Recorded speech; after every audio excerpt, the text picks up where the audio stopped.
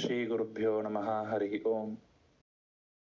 ನಾರಾಯಣಾಯ ಪರಿಪೂರ್ಣ ಗುಣಾರ್ಣವಾಯ ವಿಶ್ವೋದಯ ಸ್ಥಿತಿಲಯೋ ನಿಯತಿಪ್ರದಾಯ ಜ್ಞಾನಪ್ರದಾಯ ವಿಬುಧಾಸುರಸೌಖ್ಯ ದುಃಖ ಸತ್ಕಾರಣಾಯ ವಿತತಾಯ ನಮೋ ನಮಸ್ತೆ. ಯಸ್ಯಾಃ ಕಟಾಕ್ಷಮಾತ್ರೇಣ ಬ್ರಹ್ಮರುದ್ರೇಂದ್ರ ಪೂರ್ವಕಾಃ ಸುರಾಸ್ತ್ರೀಯ ಪದಾನ್ಯಾಹುಃ ಸಾ ಲಕ್ಷ್ಮೀರ್ಮೇ ಪ್ರಸೀದತು. ಬುದ್ಧಿರ್ಬಲಂ ಯಶೋಧೇರಿಂ ನಿರ್ಭಯತ್ವಮರೋಗತಾ ಅಜಾಡಿಂ ವಾಕ್ಪಟುತ್ವಂ ಚ ಹನುಮತ್ ಸ್ಮರಣಾತ್ ಭವೇತ್. ಚಿತ್ರೈಃ ಪದೇಶ್ಚ ಗಂಭೀರೈಃ ವಾಕ್ಯೇಮಾನೇನ ಖಂಡಿತೈಃ ಗುರುಭಾವಂ ವ್ಯಂಜಯಂತಿ ಭಾತಿಶ್ರೀ ಜಯತೀರ್ಥವಾಕ್. ನೌಮಿನ್ಯಾಯಸ್ಥಾಧಿಕೃಜ್ಜಯಮುನೀನ್ ಶ್ರೀಪಾದರಾಟ್ಸನ್ಮಣೀನ್ ವ್ಯಾಸಾರ್ಯಾನ್ ವಿವಿಧಾಗಮರ್ತಿವಿಹರಾನ್ ಶ್ರೀಪಾದಿರಾಜಾನಪಿ ವಂದೇಹಂ ಸವರಾನ್ ರಘುತ್ತಮಗುರುನ್ ವೇದಗ್ಧ್ಯವಾರಾನಿಧೀನ್ ಶ್ರೀಸತ್ಯವ್ರತರಾಘವೇಂದ್ರಮುನಿಪಾನ್ ಸದ್ಬೋಧ ಸದ್ಯಾನಪಾನ್ ಸತ್ಯಾಭಿಘ್ನಕರಾಬ್ಜೋತ್ಥಾನ್ ಪಂಚಾಶತ್ಪರ್ಷಪೂಜಕಾನ್ ಸತ್ಯಪ್ರಮೋದತೀರ್ಥಾರ್ಯಾನ್ ನೌಮಿನ್ಯಾಯಸ್ಥಾರತಾನ್. ಯೈರಹಂ ಸುಖವತ್ ಸಮ್ಯಕ್ ಶಿಕ್ಷಿತೋಸ್ಮಿ ಕೃಪಾಲುಭಿಃ ಶ್ರೀಮತ್ ಸತ್ಯಾತ್ಮತೀರ್ಥಾರ್ಯಾನ್ ವಂದೇ ವಿದ್ಯಾಗುರುನ್ ಮಮ. ಅಪಾದಮೌಲಿಪರ್ಯಂತಂ ಗುರುಣಾಮಾಕೃತಿಂ ಸ್ಮರೇತ್ ತೇನ ವಿಘ್ನಾಃ ಪ್ರಣಶ್ಯಂತಿ ಸಿದ್ಧ್ಯಂತಿ ಚ ಮನೋರಥಾಃ. ಹರಿ ಓಂ.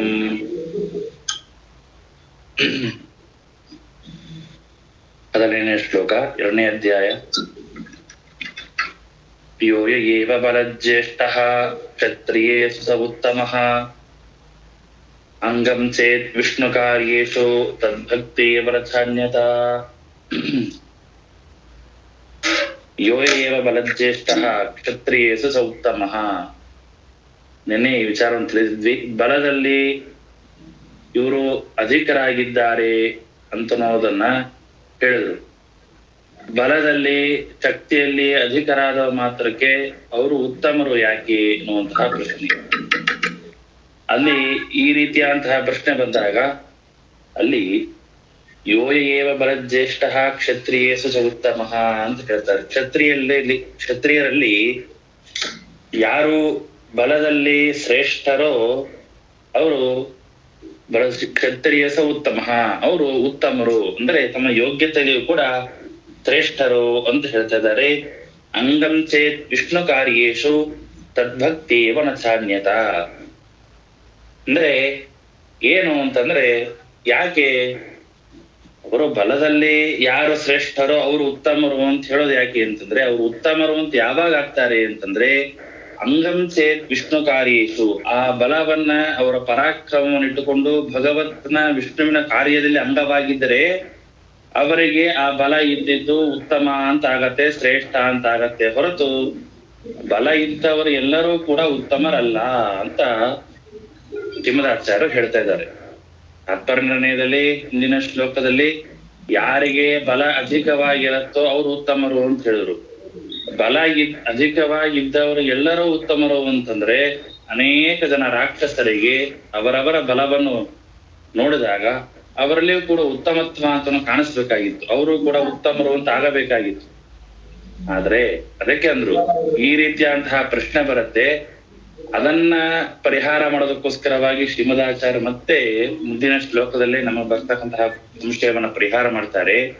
ಉತ್ತಮರು ಅಂದ ಮಾತ್ರಕ್ಕೆ ಹೇಗೆ ಉತ್ತಮರು ಅಂತ ಆಗ್ತಾರೆ ಅಂತಂದ್ರೆ, ಅವರ ಬಲವನ್ನ ಹೇಗೆ ಉಪಯೋಗ ಮಾಡ್ಕೊಳ್ಬೇಕು, ಅವರ ಶಕ್ತಿಯನ್ನ, ಅವರ ಬಲವನ್ನ, ಅವರ ಪರಾಕ್ರಮವನ್ನ ಯಾವ ವಿಚಾರದಲ್ಲಿ ಅಂತಂದ್ರೆ, ಈ ದುರ್ಯೋಧನಾದಿಗಳಂತೆ ದುಷ್ಟವಾದಂತಹ ವಿಚಾರದಲ್ಲಿ ಬಲವನ್ನ ಪ್ರಯೋಗ ಮಾಡಿ ಪರಾಕ್ರಮವನ್ನು ತೋರಿಸೋದ್ರಿಂದಾಗಿ ಅವರು ಉತ್ತಮ ಅಂತ ಆಗೋದಿಲ್ಲ.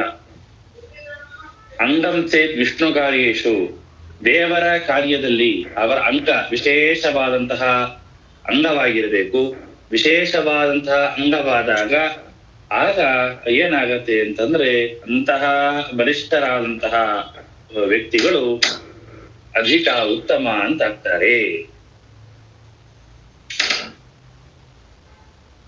ಹೀಗೆ ಶ್ರೀಮದಾಚಾರ್ಯ ಹೇಳ್ತಾ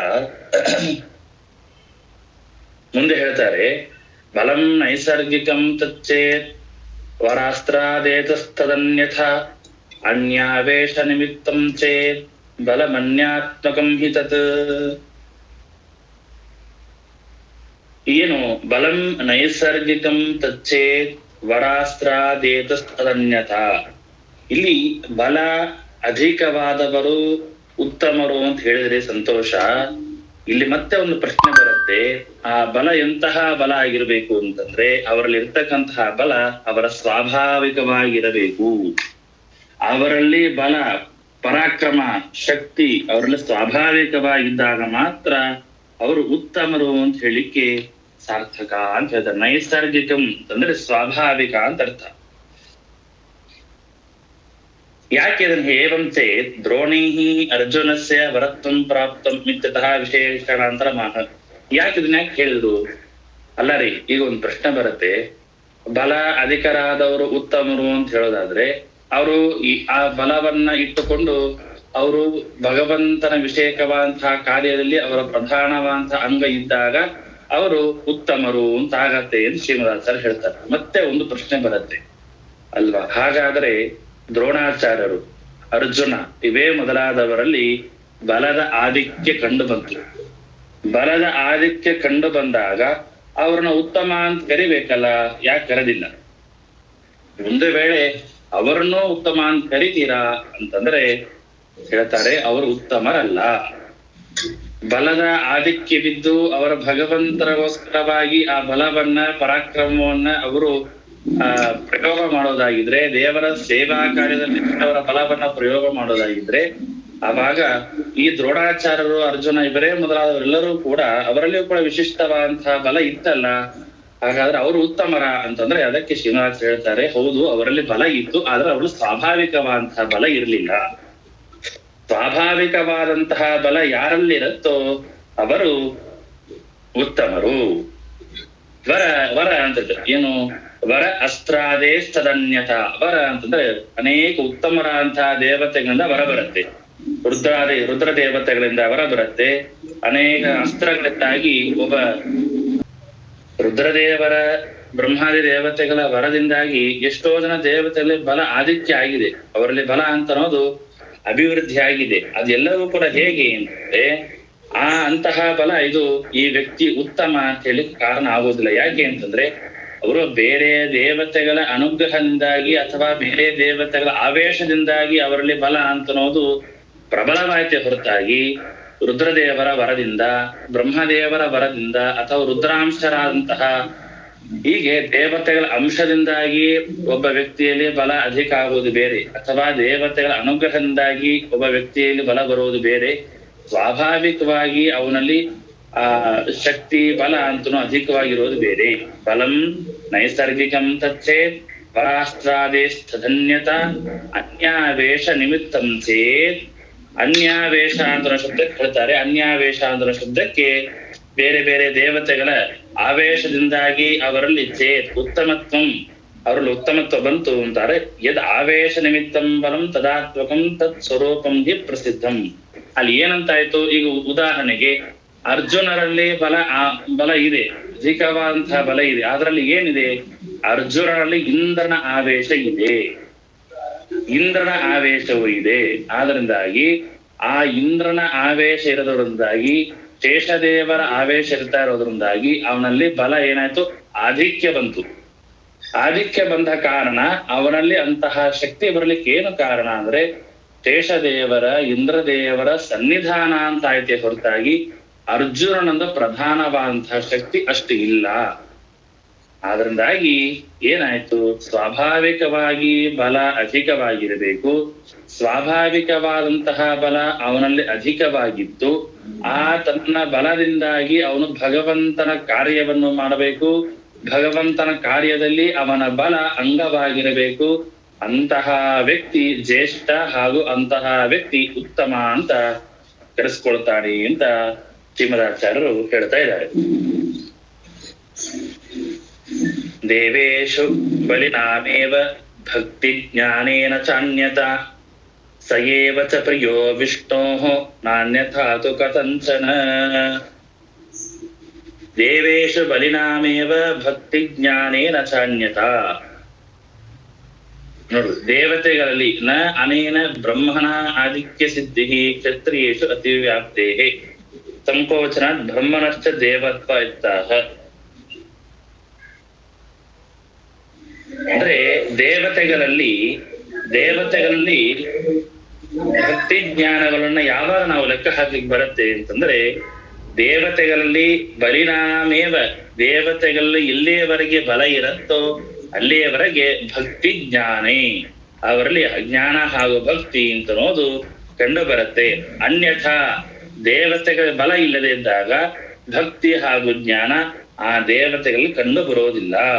ದೇವೇಶು ಬಲಿನಾಮೇವ ಭಕ್ತಿ ಜ್ಞಾನೇ ನಚ ಅನ್ಯಥಾ, ಅನ್ಯಥಾ ಅಂತ ಶಬ್ದಕ್ಕೆ ದೇವತೆಗಳ ಬಲ ಇಲ್ಲ ಅಂತಾದ್ರೆ ನ ಭಕ್ತಿ ಜ್ಞಾನ ಅಂತ ಅನ್ನೋದು ದೇವತೆಗಳಲ್ಲಿ ಕಂಡು ಬರುವುದಿಲ್ಲ.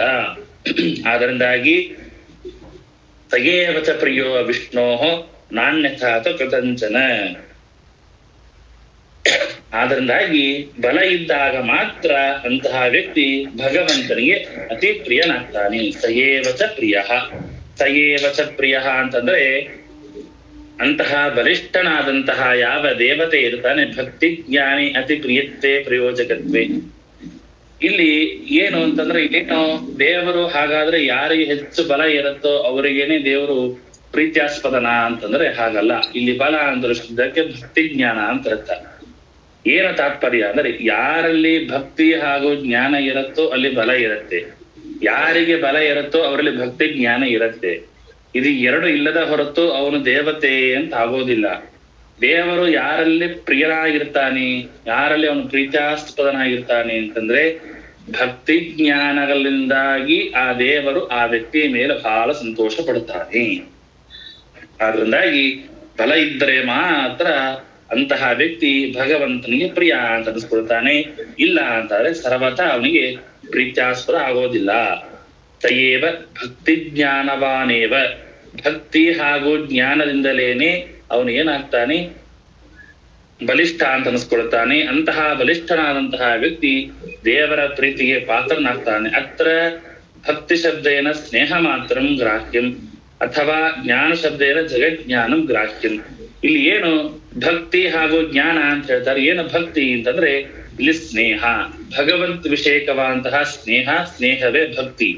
ಇನ್ನ ಜ್ಞಾನ ಶಬ್ದದಿಂದಾಗಿ ಜಗತ್ ವಿಷಯಕವಾದಂತಹ ಜ್ಞಾನ ಅಂತ ಹೇಳ್ತಾ ಇದ್ದಾರೆ. ಅದರಿಂದಾಗಿ ಅನ್ಯಥಾ ಒಂದು ವೇಳೆ ಈ ಭಕ್ತಿ ಹಾಗೂ ಜ್ಞಾನ ಜಗತ್ ವಿಷಯಕವಾದಂತಹ ಜ್ಞಾನ ಇಲ್ಲದ ಅಂತ ಆದ್ರೆ ಭಗವಂತನ ಪ್ರೀತಿಗೆ ಆ ದೇವತೆಗಳು ಕೂಡ ಪಾತ್ರರಾಗೋದಿಲ್ಲ ಎಂಬುದಾಗಿ ಹೇಳ್ತಾ ಇದ್ದಾರೆ.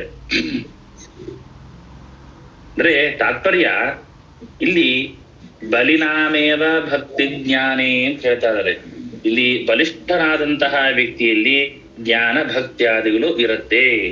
ಅಂತಹ ವ್ಯಕ್ತಿ ಭಗವಂತನ ಪ್ರೀತಿ ಆಸ್ಪದನು ಅಂತ ಹೇಳ್ತಾ ಇದ್ದಾರೆ. ಆದ್ದರಿಂದಾಗಿ ಇಲ್ಲಿ ಒಂದು ಪ್ರಶ್ನೆ ಬರುತ್ತೆ, ಅಲ್ಲ ಇಲ್ಲಿ ಬಲಿಷ್ಠರಾದವರು ಯಾರೋ ಅವರಲ್ಲಿ ಭಕ್ತಿ ಜ್ಞಾನ ಕಂಡು ಬರುತ್ತೆ, ಬಲಿಷ್ಠರಾದವರಲ್ಲಿ ಭಕ್ತಿ ಜ್ಞಾನ ಕಂಡು ಬರುತ್ತೆ. ಆ ವ್ಯಕ್ತಿ ದೇವರಿಗೆ ಪ್ರಿಯ ಅಂತ ಆದ್ರೆ, ಉದಾಹರಣೆಗೆ ಒಬ್ಬ ಮಲ್ಲ ಯುದ್ಧವನ್ನು ಮಾಡುವಂತಹ ವ್ಯಕ್ತಿ ಭಾರೀ ಬಲಿಷ್ಠ, ಮಲ್ಲಯುದ್ಧವನ್ನು ಮಾಡ್ತಾನೆ, ಅವನು ಬಹಳ ಬಲ ಇರುತ್ತೆ, ಹೀಗೆ ಅವನು ಬಲಿಷ್ಠ ಆಯ್ತಾ.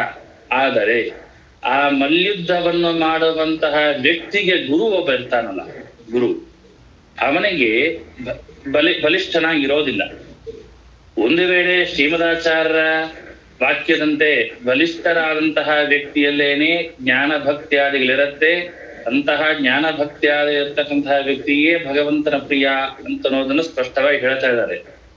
ಕೇವಲ ಬಲಿಷ್ಠರಾದಂತಹ ವ್ಯಕ್ತಿ ಮಾತ್ರ ಇವರು ಭಗವಂತನಿಗೆ ಪ್ರಿಯ ಅಂತಾದರೆ, ಈ ಮಲ್ಯುದ್ಧವನ್ನು ಮಾಡುವಂತಹ ಯಾವ ಒಬ್ಬ ವ್ಯಕ್ತಿ ಇರ್ತಾನೆ ಅವನಿಗಿಂತ ಅವನ ಗುರುಗಳಿಗೆ ಬಲ ಇಲ್ಲ ಅಂತಾಯ್ತು.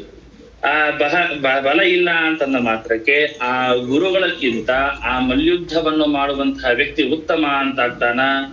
ಆಗೋದಿಲ್ಲ. ಯಾಕೆ ಅಂತಂದ್ರೆ ಈ ಮಲ್ಯುದ್ಧವನ್ನು ಮಾಡುವಂತಹ ಪುರುಷನಲ್ಲಿ ದೈಹಿಕವಾದಂತಹ ಬಲ ಇದ್ರೂ ಗುರುಗಳಲ್ಲಿ ಜ್ಞಾನ ಭಕ್ತಿ ಅಂತ ಅಧಿಕವಾಗಿದೆ. ಇವನಲ್ಲಿ ಬಲ ಇರಬಹುದು, ಆದ್ರೆ ಜ್ಞಾನ ಹಾಗೂ ಭಕ್ತಿ ಇಲ್ಲ, ಭಗವತ್ ವಿಷಯಕವಾದಂತಹ ಜ್ಞಾನ ಭಕ್ತಿ ಇವನಲ್ಲಿ ಇಲ್ಲ. ಇವನ ಗುರುಗಳಲ್ಲಿ ಬಲ ಇಲ್ಲದೆ ಇರಬಹುದು, ಆದರೆ ಜ್ಞಾನ ಹಾಗೂ ಭಕ್ತಿ ಅನ್ನೋದು ಆ ಗುರುಗಳಲ್ಲಿ ಇರುತ್ತೆ. ಆದ ಕಾರಣ ಇಲ್ಲಿ ಏನಾಯ್ತು, ಇಲ್ಲಿ ಬಲಿನಾಮೇವ ಭಕ್ತಿ ಜ್ಞಾನ ಏನು ಬಲಿನಾಮೇವ ಭಕ್ತಿ ಜ್ಞಾನಿ ಅಂತ ಶಬ್ದಕ್ಕೆ ಏನಂತ ಅರ್ಥ ಅಂತಂದ್ರೆ ಜ್ಞಾನ ಭಕ್ತ್ಯಾದಿಗಳೇ ಆ ವ್ಯಕ್ತಿ ಉತ್ತಮನೋ ಅಧಮನೋ ಅಂತ ನಮ್ಮ ವಿಚಾರದಲ್ಲಿ ಸೂಚಕ ಅಂತ ಆಗತ್ತೆ.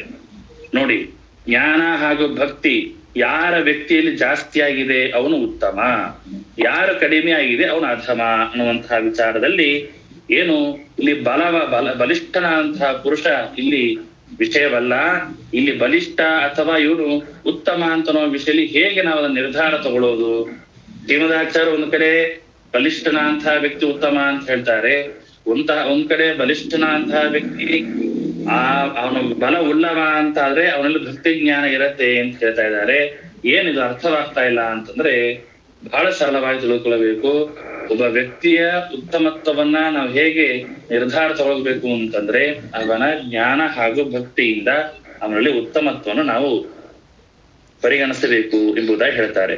ಹಾಗಾದ್ರೆ ಬಲಿಷ್ಠತ್ವ ದೈಹಿಕವಂತಹ ಬಲ ಹೇಗೆ ಎಲ್ಲಿ ಮತ್ತದನ್ನು ಅದನ್ನೇ ಹೇಳಿದ್ರು ಅಂತಂದ್ರೆ ಸಾಮಾನ್ಯವಾಗಿ ಹೇಳಿರೋದು ಶ್ರೀಮದಾಚಾರ್ಯರು. ಪ್ರಪಂಚದಲ್ಲಿ ಮನುಷ್ಯರಲ್ಲಿ, ಮಾನವರಲ್ಲಿ, ಪಶು ಪಕ್ಷಿಗಳಲ್ಲಿ ಅವರಲ್ಲಿ ಕೂಡ ಬಲ ಇರುತ್ತೆ. ಬಲ ಇದ್ದರೂ ಕೂಡ ಆ ಮಾನವರಿಗಿಂತ ಹೆಚ್ಚಿನ ಬಲ ಯಾರಲ್ಲಿರುತ್ತೆ? ದೇವತೆಗಳಿರುತ್ತೆ. ಆ ದೇವತೆಗಳಲ್ಲಿ ಕೇವಲ ಬಲ ಮಾತ್ರ ಇರುತ್ತೆ, ಕೇವಲ ಬಲ ಮಾತ್ರ ಇರೋದಿಲ್ಲ. ಮಾನವರಿಗಿಂತ, ಪಶು ಪಕ್ಷಿ ಪ್ರಾಣಿಗಳಿಗಿಂತ ದೇವತೆಗಳಲ್ಲಿ ಬಲವೂ ಅಧಿಕವಾಗಿದೆ. ಜ್ಞಾನ ಹಾಗೂ ಭಕ್ತಿ ಆದಿಗಳು ಕೂಡ ಅಧಿಕವಾಗಿದೆ. ಈ ಒಂದು ವಿಚಾರದಿಂದ ಶ್ರೀನಿವಾಸರು ಏನ್ ಹೇಳಿದ್ದಾರೆ?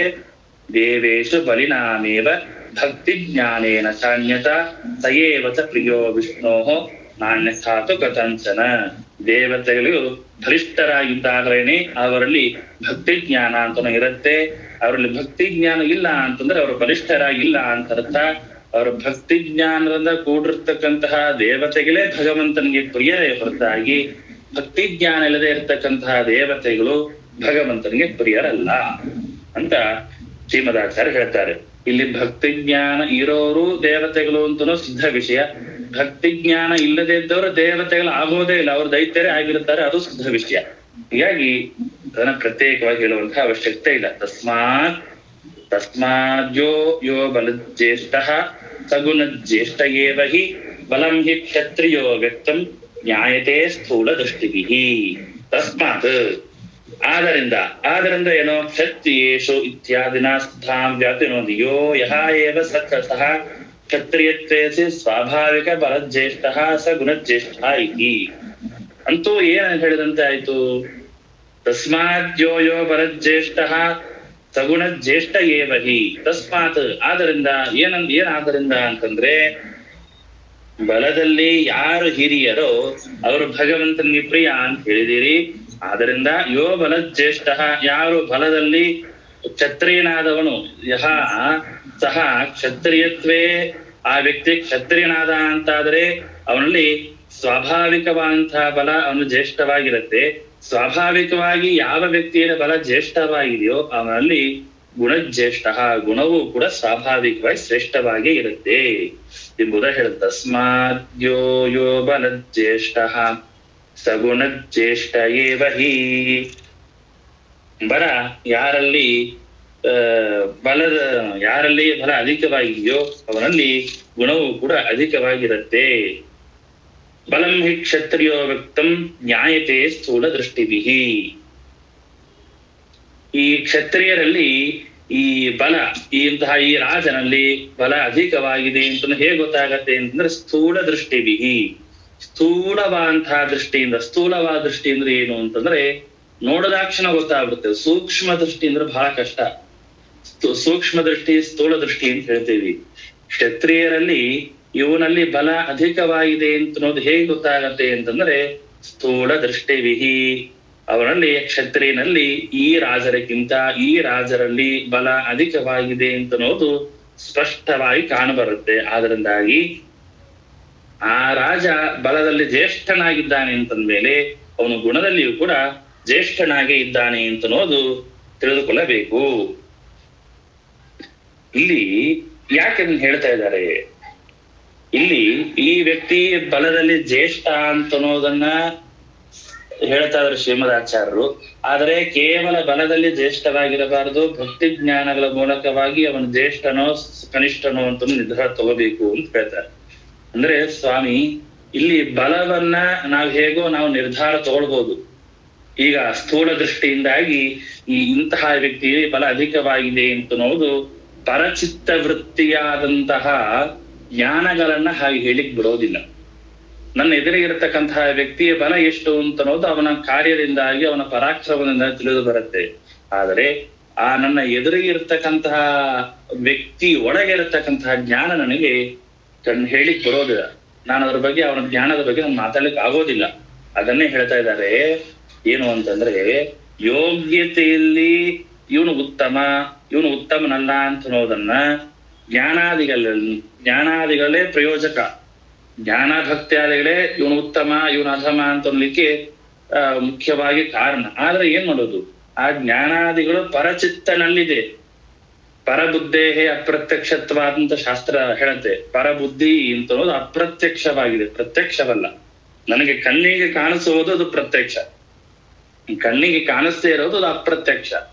ಹೀಗಾಗಿ ಬೇರೆ ಮಾನವರಲ್ಲಿ ಇರ್ತಕ್ಕಂತಹ ಯಾವ ಜ್ಞಾನಾದಿಗಳು ಇದನ್ನ ನಾನು ನೋಡ್ಲಿಕ್ಕೆ ಆಗೋದಿಲ್ಲ. ಇದನ್ನ ಏನ್ ಮಾಡ್ಬೇಕು, ನಾನು ಜ್ಞಾನಾದಿಗಳನ್ನ ಊಹಾ ಮಾಡಿಕೊಂಡು ತಿಳ್ಕೊಳ್ಳೋಕೆ ಸಾಧ್ಯ. ಇವನು ಇಷ್ಟು ಅಧ್ಯಯನ ಮಾಡಿದ್ದಾನೆ ಅಂತಂದ್ರೆ ಇವನ ಒಂದು ಜ್ಞಾನ ಇದೆ, ಇವನು ಏನೋ ಹೇಳಿಕ್ ಬರ್ತಾ ಇಲ್ಲ ಅಂತಂದ್ರೆ ಇವನ ಜ್ಞಾನ ಕಡಿಮೆ, ಇವನು ಇಷ್ಟು ವಿಷಯ ತಿಳ್ಕೊಂಡಿದ್ದಾನೆ ಅಂತ ಅನ್ನೋದನ್ನ ಹೇಗೆ ತಾನು ತನ್ನ ಜ್ಞಾನವನ್ನು ಹೊರಗೆ ಹಾಕಿದಾಗ, ಅಥವಾ ನಾವಾಗಿ ಅವನನ್ನು ನೋಡಿ, ಅವನ ಲಕ್ಷಣಗಳನ್ನು ನೋಡಿ, ಅವನ ಕರ್ಮಗಳ ಕ್ರಿಯಾಗಳನ್ನು ನೋಡಿ ಇವನಲ್ಲಿ ಒಳ್ಳೆ ಬುದ್ಧಿವಂತ ಇರಬಹುದೋ ಏನೋ ಅಂತ ನಾವು ಊಹಾ ಮಾಡ್ಕೊಳ್ತೀವಿ. ಹೀಗಾಗಿ ಊಹೆಯಿಂದ ನಾವು ತಿಳಿದುಕೊಳ್ಳಬೇಕಾಗತ್ತೆ. ಆದರೆ ಈ ಸ್ಥೂಲವಾದಂತಹ ದೃಷ್ಟಿಯಿಂದ ಒಬ್ಬ ಮಾನವನಲ್ಲಿ ಇರ್ತಕ್ಕಂತಹ ಬಲ ಬೇಗ ಗೊತ್ತಾಗ್ತದೆ. ಜ್ಞಾನವನ್ನ ಒಬ್ಬ ವ್ಯಕ್ತಿಯಲ್ಲಿ ಇರ್ತಕ್ಕಂತಹ ಜ್ಞಾನ ಹಾಗೂ ಭಕ್ತಿಗಳನ್ನ ನಾವು ತಿಳಿದುಕೊಳ್ಳಬೇಕು ಅಂತಾರೆ ಬಹಳ ಸೂಕ್ಷ್ಮ ದೃಷ್ಟಿ ಬೇಕು. ಆದ್ರೆ ಒಬ್ಬ ವ್ಯಕ್ತಿಯಲ್ಲಿ ಇರ್ತಕ್ಕಂತಹ ಬಲವನ್ನ ನಾವು ತಿಳಿದುಕೊಳ್ಳಬೇಕು ಅಂತಾದ್ರೆ ಸ್ಥೂಲವಾದಂತಹ ದೃಷ್ಟಿ ಇದ್ರೆ ಸಾಕು. ಅದರಿಂದ ನಾವು ಗುಣಗಳನ್ನ ನಾವು ಈಸಾಗಿ ಗ್ರಹಣ ಮಾಡಬಹುದು. ನೋಡ್ರಿ, ಒಬ್ಬ ವ್ಯಕ್ತಿ, ಒಬ್ಬ ಸಜ್ಜನ, ಒಬ್ಬ ದುಷ್ಟ ಜನ. ಒಬ್ಬ ಸಜ್ಜನಲ್ಲಿ ಬಲ ಇತ್ತು ಅಂತಾದ್ರೆ ಅವನು ಏನ್ ಮಾಡ್ತಾನೆ ಅಂತಂದ್ರೆ 10,000 ಜನಕ್ಕೆ ಬಡಿಸ್ತಾನೆ. ಒಬ್ಬ ದುಷ್ಟ ಜನರಲ್ಲಿ ಬಲ ಇತ್ತು ಅಂತಾದ್ರೆ ಏನ್ ಮಾಡ್ತಾನೆ ಅಂತಂದ್ರೆ ಅವನು ಆ ಬಡಿಸುವಂತಹ ಸತ್ಕರ್ಮವನ್ನ ಮಾಡೋದಿಲ್ಲ, ದೇವರ ಆರಾಧನೆ ಮಾಡೋದಿಲ್ಲ, ಅಥವಾ ರಥಯಾತ್ರೆಯಲ್ಲಿ ರಥವನ್ನು ಎಳೆಯೋದು, ಪಲ್ಲಕ್ಕಿನ ಎತ್ತೋದು, ಇಂತಹ ಸತ್ಕರ್ಮವನ್ನ ಮಾಡೋದಿಲ್ಲ. ಯಾರೋ ದುಷ್ಟನಾದವನು. ದುಷ್ಟನಲ್ಲಿ ಬಲ ಇದ್ದಾಗ, ಅವನ ಸತ್ಕರ್ಮವನ್ನು ಮಾಡದಿದ್ದಾಗ ಇವನು ಒಳ್ಳೆಯವನಲ್ಲ, ಇವನು ಸಜ್ಜನರಲ್ಲ, ಇವನು ದುಷ್ಟ ಜನ, ಇವನು ನಾಸ್ತಿಕ ಅಂತ ವ್ಯವಹಾರ ಮಾಡ್ತೀವಿ. ಯಾಕೆ? ಅವನಿಗೆ ಏನಪ್ಪಾ ದೇಹ ಗಟ್ಟಿಮುಟ್ಟಿಯಾಗಿದೆ, ಗುಂಡಕ್ಕಿದ್ಯಾ, ಎತ್ತರಕ್ಕಿದ್ಯಾ, ಗಾತ್ರ ಇದೆಯಾ, ಆದ್ರೆ ಒಂದು ದಿನವಾದ್ರೂ ಮಠಕ್ಕೆ ಬಂದು ಬಡಿಸಿದ್ಯಾ? ಇಲ್ಲ. ಹೋಗ್ತೀಯಾ, ಸೀದಾ ಊಟ ಮಾಡ್ತೀಯಾ, ಮಠವನ್ನೇ ಬೈದು, ಮಠದಲ್ಲಿ ಅನ್ನವನ್ನು ಊಟ ಮಾಡಿ ಮಠಕ್ಕೆ ಬೈದು, ಸ್ವಾಮಿಗಳಿಗೆ ಬೈದು, ಆಚಾರ್ಯರಿಗೆ ಬೈದು, ಎಲ್ಲರಿಗೆ ಬೈದು, ಬಡಿಸೋರಿಗೂ ಬೈದು ಬರ್ತಾನೆ. ಇವನು ದುಷ್ಟ ಜನ. ಸಜ್ಜನ ಏನ್ ಮಾಡ್ತಾನೆ ಅಂತಂದ್ರೆ ಹೋಗ್ತಾನೆ, ನನಗೆ ದೇವರು ಒಳ್ಳೆ ಕೈಕಾಲವನ್ನು ಕೊಟ್ಟಿದ್ದಾನೆ, ಇಂದ್ರಿಯವನ್ನು ಕೊಟ್ಟಿದ್ದಾನೆ, ಶಕ್ತಿಯನ್ನು ಕೊಟ್ಟಿದ್ದಾನೆ, ಮನೆಯಲ್ಲಿ ಪ್ರತಿನಿತ್ಯ ಊಟವನ್ನು ಹಾಕುವಂತಹ ಯೋಗ್ಯತೆ ನನ್ನದಲ್ಲ, ಮಠಕ್ಕೆ ಹೋದ್ರಾರು 4 ಜನಕ್ಕೆ ಬಡಿಸೋಣ ಅನ್ನುವಂಥ ಅಭಿಪ್ರಾಯದಿಂದ ಒದ್ದೆ ಪಂಜೆ ಉಟ್ಕೊಂಡು ಬಂದು ಬಡಿಸ್ತಾನೆ. ಯಾಕೆ? ದೇವರು ನನಗೆ ಒಳ್ಳೆ ಇಂದ್ರಿಯವನ್ನು ಕೊಟ್ಟಿದ್ದಾನೆ, ಶಕ್ತಿಯನ್ನು ಕೊಟ್ಟಿದ್ದಾನೆ, ದೇಹದಲ್ಲಿ ದಾರ್ಢ್ಯವನ್ನು ಕೊಟ್ಟಿದ್ದಾನೆ, ನಾನು ಹೀಗೆ ಊಟ ಮಾಡೋದು ಸರಿಯಲ್ಲ.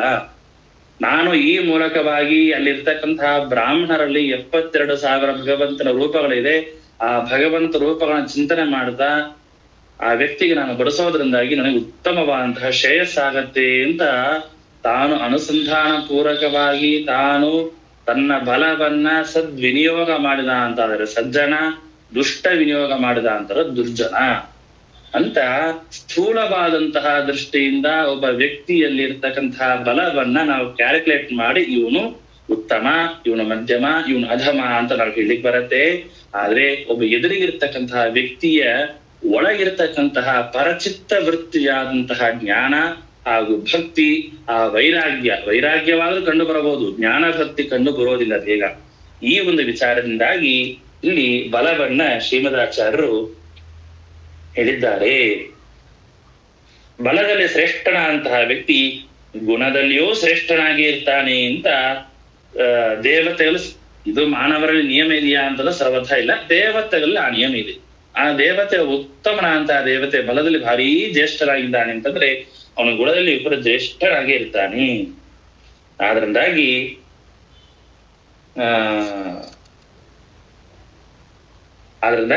ಈ ರೀತಿಯ ಶ್ರೀಮದಾಚಾರ್ಯರು ತಸ್ಮಾದ್ಯೋ ಯೋ ಬಲ ಜ್ಯೇಷ್ಠ ಸಗುಣ ಜ್ಯೇಷ್ಠ ಏವ ಹಿ ಬಲಂ ಹಿ ಕ್ಷತ್ರಿಯೇ ವ್ಯಕ್ತಂ ಜ್ಞಾಯತೆ ಸ್ಥೂಲ ದೃಷ್ಟಿವಿಹಿ ಎಂಬುದಾಗಿ ಹೇಳ್ತಾರೆ. ಅವರು ಕೊನೆಯದಾಗಿ ಹೇಳ್ತಾರೆ, ಸ್ಥೂಲ ದೃಷ್ಟಿಗಳಿಂದಾಗಿ ಕ್ಷತ್ರಿಯರಲ್ಲಿ ಬಲ ಅಂತನೂ ಕಂಡು ಬರುತ್ತೆ ಎಂಬುದಾಗಿ ಹೇಳಿದ್ದಾರೆ. ಮುಂದೆ ಜ್ಞಾನಾದಯೋ ಗುಣ ಯಸ್ಮಾತ್ ಜ್ಞಾಯಂತೆ ಸೂಕ್ಷ್ಮ ದೃಷ್ಟಿಭಿಃ ತಸ್ಮಾತ್ ಯತ್ರ ಬಲಂ ತತ್ರ ವಿಜ್ಞಾತವ್ಯಾ ಗುಣಾಃ ಪರೇ. ಜ್ಞಾನಾದಯೋ ಗುಣ ಯಸ್ಮಾತ್ ಜ್ಞಾಯಂತೆ ಸೂಕ್ಷ್ಮ ದೃಷ್ಟಿಭಿಃ.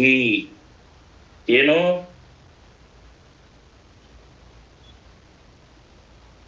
ಜ್ಞಾನಗಳು ಹಾಗಾದ್ರೆ ಜ್ಞಾನಾದಯ ಅಂದ್ರೆ ಜ್ಞಾನ ಉಳ್ಳವರು ಅವರ ಗುಣ ಯಾರಿಗೆ ಕಾಣಿಸುತ್ತೆ? ಬಲ ಅಂತ ಅನ್ನೋದು ಸ್ಥೂಲವಾದಂತಹ ದೃಷ್ಟಿಯಿಂದ ಹೇಗೋ ಕಂಡು ಬರುತ್ತೆ.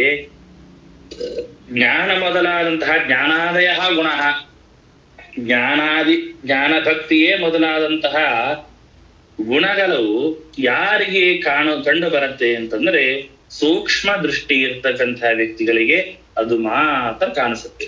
ಋಷಿಗಳಿಗೆ, ಮುನಿಗಳಿಗೆ, ಜ್ಞಾನಿಗಳಿಗೆ, ಹಿರಿಯರಿಗೆ, ಗುರುಗಳಿಗೆ ಮಾತ್ರ ಏನಾಗುತ್ತೆ, ಒಬ್ಬ ಸೂಕ್ಷ್ಮ ದೃಷ್ಟಿಯಿಂದಾಗಿ ಇವನಲ್ಲಿರ್ತಕ್ಕಂತಹ ಜ್ಞಾನ ಭಕ್ತಿ ಆದಿ ಗುಣಗಳು ಕಂಡು ಬರುತ್ತೆ. ತಸ್ಮಾತ್ ಯತ್ರ ಬಲಂ ತತ್ರ ವಿಜ್ಞಾತವ್ಯ ಗುಣಾಪರ. ಎಲ್ಲರಿಗೂ ಕೂಡ ಅಂತಹ ಸಾಮರ್ಥ್ಯ ಇಲ್ಲ. ಸೂಕ್ಷ್ಮ ದೃಷ್ಟಿಯಿಂದ ಜ್ಞಾನವನ್ನು ನೋಡುವಂತಹ ಸಾಮರ್ಥ್ಯ ಎಲ್ಲರಿಗೂ ಇಲ್ಲ. ಆದ್ದರಿಂದ ಬಲ ಎಲ್ಲಿ ಇದೆಯೋ, ಯತ್ರ ಬಲಂ, ಎಲ್ಲಿ ಬಲ ಇರುತ್ತದೋ ತತ್ರ ಅಲ್ಲಿ ಏನು ವಿಜ್ಞಾತವ್ಯ ಗುಣಾಪರೆ, ಬೇರೆ ಬೇರೆ ಗುಣಗಳು ಕೂಡ ಇದೆ ಎಂಬುದಾಗಿ ನಾವು ತಿಳಿದುಕೊಳ್ಳಬೇಕು ಅಂತ ಶ್ರೀಮದಾಚಾರ್ಯ ಹೇಳ್ತಾರೆ. ದೇವೇಶ್ವೇವ ನ ಚಾನ್ಯೇಷು ವಾಸುದೇವ ಪ್ರತೀಪತಃ. ದೇವೇಶು ದೇವತೆಗಳಲ್ಲಿ ಮಾತ್ರ, ದೇವೇಶು ಚ ನಚಾನ್ಯೇಷು ವಾಸುದೇವ ಪ್ರತೀಪತಃ. ಇದೆಲ್ಲವೂ ಕೂಡ ದೇವತೆಗಳಲ್ಲಿ ಮಾತ್ರ ಸಾಧ್ಯ ಹೊರತಾಗಿ ಬೇರೆಯವರಲ್ಲಿ, ಅಂದ್ರೆ ವಾಸುದೇವ ಪ್ರತೀಪತಃ ಅಂತಂದ್ರೆ ವಾಸುದೇವ ಭಗವಂತನನ್ನ ದ್ವೇಷ ಮಾಡುವಂತಹ ವ್ಯಕ್ತಿಗಳಲ್ಲಿ ಈ ಕ್ವಾಲಿಫಿಕೇಶನ್ ಇರೋದಿಲ್ಲ.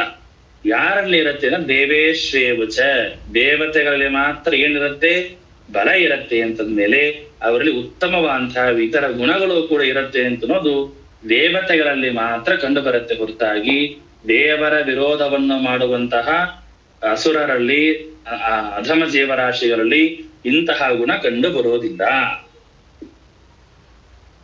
ಕ್ಷತ್ರಾದನ್ಯೇಷ್ವಪಿ ಬಲಂ ಪ್ರಮಾಣಂ ಯತ್ರ ಕೇಶವಃ ಪ್ರವೃತ್ತೋ ದುಷ್ಟ ನಿಧನೆ ಜ್ಞಾನಕಾರ್ಯೇ ತಥೈವ ಚ.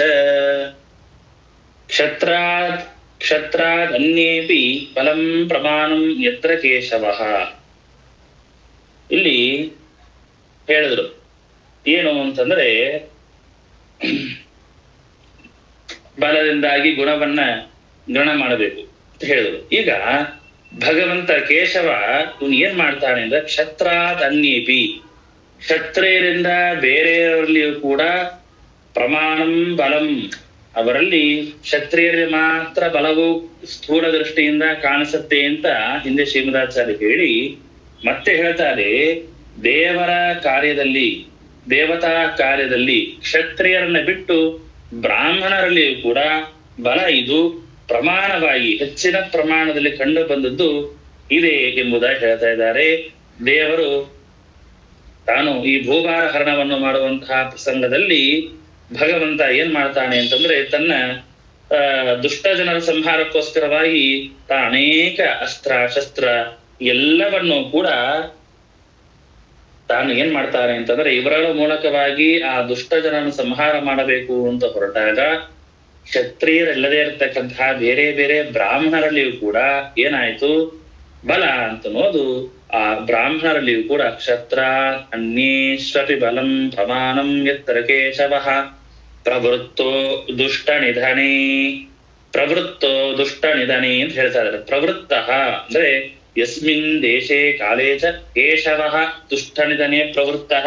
ಯಾವುದೊಂದು ದೇಶ ಯಾವುದೊಂದು ಕಾಲದ ಪ್ರಸಂಗದಲ್ಲಿ ಕೃಷ್ಣ ಕೇಶವ ದುಷ್ಟ ನಿಧನೆ ಪ್ರವೃತ್ತ, ದುಷ್ಟ ಜನರನ್ನ ಸಂಹಾರ ಮಾಡಬೇಕು ಅಂತ ಪ್ರವೃತ್ತನಾದಾಗ ತದಾ ತತ್ರ ಚ ಕ್ಷತ್ರಾದನ್ಯೇಷ್ವಪಿ, ಕ್ಷತ್ರಿಯರಿಂದ ಬೇರೆ ಯಾರಂತಹ ಯಾವ ಬ್ರಾಹ್ಮಣರಿರ್ತಾರೆ ಅವರಲ್ಲಿಯೂ ಕೂಡ ಬಲ ಅಂತನೋದು ಏನಾಗಿದೆ, ಪ್ರಮಾಣಂ ಜ್ಞಾಪಕ ಏನಾಗಿದೆ, ಪ್ರಮಾಣವಾಗಿ ಪ್ರಧಾನವಾಗಿ ಎದ್ದು ಕಂಡಿದೆ. ತಥೈವ ಯದಾ ಜ್ಞಾನಕಾರಿ ಪ್ರವೃತ್ತ ತದಾ ಕ್ಷತ್ರಿಯಾದೋ ಜ್ಞಾನವು ಪ್ರಮಾಣಂ ಜ್ಞಾಪಕಂ. ಬ್ರಾಹ್ಮಣರು ತಾವು ಭಗವಂತ ಭೂಭಾರ ಹರಣ ಮಾಡುವಂತಹ ಪ್ರಸಂಗದಲ್ಲಿ ಬ್ರಾಹ್ಮಣರಾದವರು ಕೂಡ ಎಷ್ಟೋ ಜನ ಭಗವಂತನ ಆ ಕಾರ್ಯದಲ್ಲಿ ಅಂಗರಾಗಿ ಹೋಗಿದ್ದಾರೆ. ಅಂತಹ ಬ್ರಾಹ್ಮಣರಲ್ಲಿ ಆ ಸಮಯದಲ್ಲಿ ಏನಾಯ್ತು, ಬಲ ಅಧಿಕವಾಗಿ ಕಂಡು ಬಂದಿದೆ. ಅದೇ ರೀತಿಯಾಗಿ ಕ್ಷತ್ರಿಯರು ಕೂಡ ಎಷ್ಟೋ ಅದೇ ತಥೈವ ಯದಾ ಜ್ಞಾನ ಕಾರ್ಯದಲ್ಲಿಯೂ ಕೂಡ ಕ್ಷತ್ರಿಯರು ಪ್ರವೃತ್ತರಾದಾಗ, ದೇವರು ಜ್ಞಾನ ಕಾರ್ಯದಲ್ಲಿ ಪ್ರವೃತ್ತನಾದಾಗ ಕ್ಷತ್ರಿಯರಲ್ಲಿಯೂ ಕೂಡ ಜ್ಞಾನ ಅಂತನೋದು ಅಧಿಕವಾಗಿ ಕಂಡು ಬಂದಿದೆ ಎಂಬುದಾಗಿ ಹೇಳ್ತಾರೆ. ಅಂತೂ ಏನು ಅಂದ್ರೆ ಬಲ ಇದು ಕೇವಲ ಕ್ಷತ್ರಿಯರಿಗೆ ಮಾತ್ರ ಸಂಬಂಧಪಟ್ಟಿದ್ದು ಅಂತ ತಿಳ್ಕೊಳ್ಬೇಡ್ರಿ. ಕ್ಷತ್ರಿಯರಲ್ಲಿ ಸ್ಥೂಲವಾಗಿ ಕಂಡು ಬರುತ್ತೆ ಶ್ರೀಮದಾಚಾರ್ಯ ಹೇಳಿದ್ದಾರೆ. ಪ್ರಸಂಗ ಬಂತು ಅಂತಾದರೆ ಬ್ರಾಹ್ಮಣರಲ್ಲಿಯೂ ಕೂಡ ಕಂಡು ಬಂದಿದೆ ಅಂತನ್ನೋದನ್ನು ಇಲ್ಲಿ ಶ್ರೀಮದಾಚಾರ್ಯರು ಹೇಳ್ತಾ ಇದ್ದಾರೆ. ಪ್ರಸಂಗ ಬಂದಾಗ ಕ್ಷತ್ರಿಯರಲ್ಲಿಯೂ ಕೂಡ ಜ್ಞಾನ ಎದ್ದು ಕಾಣುತ್ತೆ. ಪ್ರಸಂಗ ಬಂದಾಗ ಬ್ರಾಹ್ಮಣರಲ್ಲಿಯೂ ಕೂಡ ಏನು ಎದ್ದು ಕಾಣುತ್ತೆ, ಬಲ ಅಂತನೋದು ಎದ್ದು ಕಾಣುತ್ತೆ. ಭೂಭಾರ ಹರಣಕ್ಕೋಸ್ಕರವಾಗಿ ಭಗವಂತ ತಾನು ಅನೇಕ ಅಸ್ತ್ರಶಸ್ತ್ರಗಳಿಂದಾಗಿ ತಾನು ಯುದ್ಧವನ್ನು ಮಾಡಬೇಕು ಅಂತ ಹೊರಟಾಗ ಕೃಷ್ಣ ಈ ಮಹಾಭಾರತ ಸಂಪೂರ್ಣವಾದಂತಹ ಯುದ್ಧದಲ್ಲಿ ಕೃಷ್ಣ ಒಂದು ದಿನವೂ ಅಸ್ತ್ರ ಪ್ರಯೋಗವನ್ನು ಮಾಡಿಲ್ಲ. ತಾನು ಏನ್ ಮಾಡಿದ ಅಂತಂದ್ರೆ ಈ ಅಸ್ತ್ರಶಸ್ತ್ರವನ್ನು ತಿಳಿದಿರತಕ್ಕಂತಹ ವ್ಯಕ್ತಿ ಹಾಗೂ ಬಲ ಎರಡೂ ಒಬ್ಬರಲ್ಲಿ ಇರಬೇಕು ಅಂತ ವಿಚಾರ ಮಾಡಿ ತಾನು ಭಗವಂತ ಅರ್ಜುನ ಧರ್ಮರಾಜ, ನಕುಲ, ಸಹದೇವ, ಭೀಮಸೇನ ದೇವರು ಇವರಲ್ಲಿ ತಾನು ಏನ್ ಮಾಡ್ತಾನೆ ಅಂತಂದ್ರೆ ಎರಡನ್ನೂ ತಂದು ಜೋಡಿಸ್ತಾನೆ. ನೋಡ್ರಿ, ದೇವರು ತನ್ನ ಸಂಕಲ್ಪ ಮಾಡಿದ ಅಂತಾದ್ರೆ ಬಲ ಹಾಗೂ ಜ್ಞಾನ ಎರಡನ್ನೂ ಒಂದೇ ಕಡೆ ಸೇರಿಸ್ತಾನೆ. ಇವರಲ್ಲಿ ಈ ಅರ್ಜುನಾದಿಗಳಲ್ಲಿ ತಾನೇನ್ ಮಾಡ್ತಾನೆ, ಬಲ ಅಂತರೂ ಅರ್ಜುನಾದಿಗಳಲ್ಲಿ ಇದ್ದೇ ಇದೆ, ಜ್ಞಾನವೂ ಇದೆ. ಈ ಎರಡೂ ಕೂಡ ಒಬ್ಬರಲ್ಲೇ ಕಾಣಿಸ್ಬೇಕು ಅಂತೇಳಿ ಅರ್ಜುನಾದಿಗಳಲ್ಲಿ ಬಲವೂ ಇತ್ತು, ಅವರಲ್ಲಿ ಈ ಅಸ್ತ್ರಶಸ್ತ್ರದ ಜ್ಞಾನ ಬರಬೇಕಲ್ಲ. ಈ ಅಸ್ತ್ರಶಸ್ತ್ರದ ವಿದ್ಯೆಯನ್ನ ಉಪದೇಶ ಮಾಡಿ ಕೊಡಬೇಕು, ಅದಕ್ಕೊಬ್ಬ ಗುರು ಬೇಕು. ಅವ್ರು ಯಾರು ಅಂದ್ರೆ ಈ ದ್ರೋಣಾಚಾರ್ಯರ ಮೂಲಕವಾಗಿ ಆ ಎಲ್ಲ ಯಾರು ಅರ್ಜುನಾದಿಗಳಿಗೆ ಬಾಣ ಪ್ರಯೋಗದ ಅಸ್ತ್ರಶಸ್ತ್ರದ ಜ್ಞಾನವೂ ಬಂತು. ದ್ರೋಣಾಚಾರ್ಯ ಯಾರಲ್ಲ, ಬೃಹಸ್ಪತ್ಯಾಚಾರ್ಯರೇ ದ್ರೋಣಾಚಾರ್ಯರಾಗಿ ಬಂದು ಬ್ರಾಹ್ಮಣರಾಗಿ ಬಂದು ಅದನ್ನೇ ಹೇಳ್ತಾ ಇರೋದು.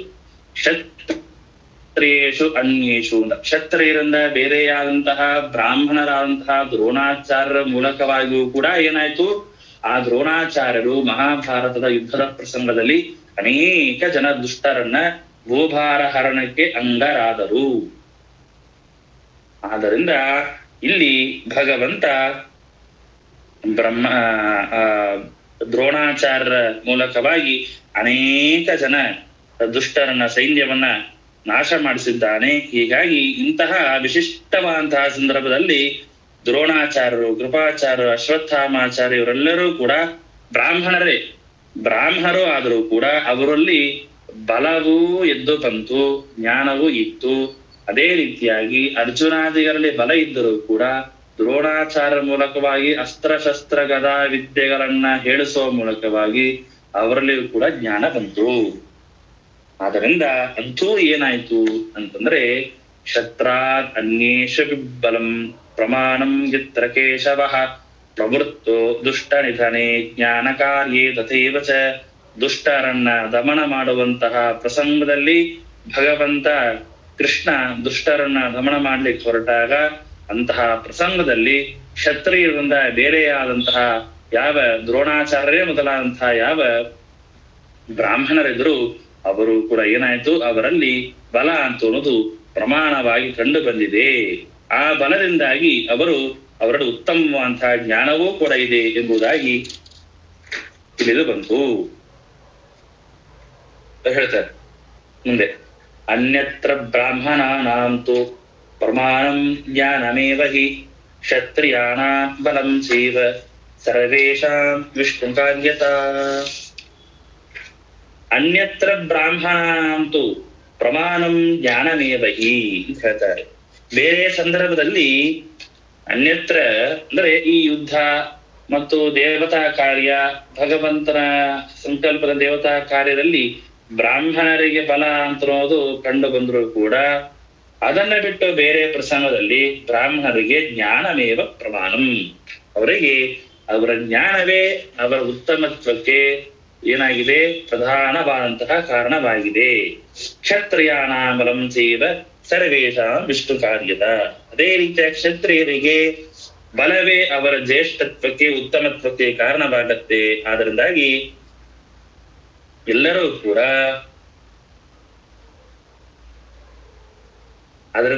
ಕ್ಷತ್ರಿಯಾನಾಂಬರ ಸರ್ವೇಷಾಂ ವಿಷ್ಣು ಕಾರ್ಯತ. ವಿಷ್ಣು ಕಾರ್ಯತ ಅಂದ್ರೆ ಭಗವಂತನ ವಿಷೇಕವಾದಂತಹ ಕಾರ್ಯದಲ್ಲಿ ಎಲ್ಲವೂ ಕೂಡ ಏನಾಗತ್ತೆ, ಭಗವದ್ವಿಷೇಕವಾದಂತಹ ಕಾರ್ಯ ಆಯ್ತು ಅಂತಾದ್ರೆ ಕ್ಷತ್ರಿಯರ ಬಲವೂ ಆ ಬಲದಿಂದಾಗಿ ಅವರಲ್ಲಿ ಉತ್ತಮತ್ವ ಅಂತನೋ ಸೂಚಕವಾಗತ್ತೆ.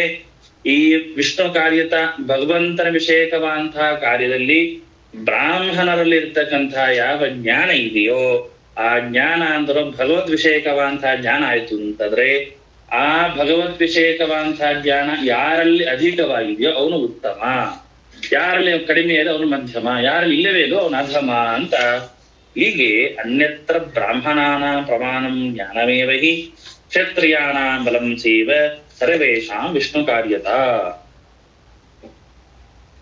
ಅರ್ಥ ಆಯ್ತಾ? ಅರ್ಥ ಆಗಿಲ್ಲ ಅಂದ್ರೆ ಸಂಶಯ ಇದ್ರೆ ಕೇಳಿ, ನಾನು ಹೇಳ್ಕೊಂಡು ಹೋಗ್ತಾ ಇದ್ದೀನಿ. ನಿಮ್ಗೆ ಅರ್ಥ ಆಯ್ತಲ್ಲೋ ಗೊತ್ತಾಗ್ತಾ ಇಲ್ಲ, ಅರ್ಥ ಆದ್ರೆ ಸಂತೋಷ.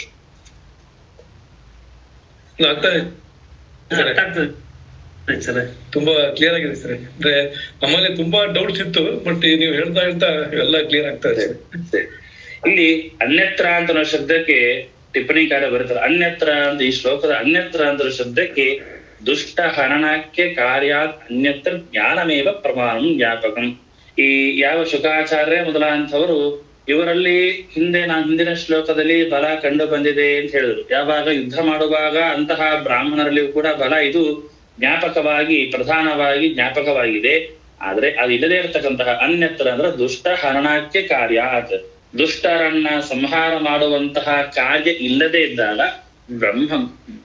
ಬ್ರಾಹ್ಮಣರಿಗೆ ಏನಪ್ಪಾ ಅಂತ ಬ್ರಹ್ಮ ತೇಜೋ ಬಲಂ ಬಲಂ, ಬ್ರಾಹ್ಮಣರಿಗೆ ಅವರ ತೇಜಸ್ಸೇ ಬಲ ಆಯ್ತಾ. ಹೀಗಾಗಿ ದಿಗ್ಬಲಂ ಕ್ಷತ್ರಿಯ ಬಲಂ, ಕ್ಷತ್ರಿಯರಿಗೆ ದಿಗ್ಬಲಂ ಕ್ಷತ್ರಿಯ ಬಲಂ ಬ್ರಹ್ಮ ತೇಜೋ ಬಲಂ ಬಲಂ, ಬ್ರಾಹ್ಮಣರಿಗೆ ಅವರ ತೇಜಸ್ಸೇ ಬಲ. ಇದು ಅಂತೂ ಇಷ್ಟ ವಿಚಾರ.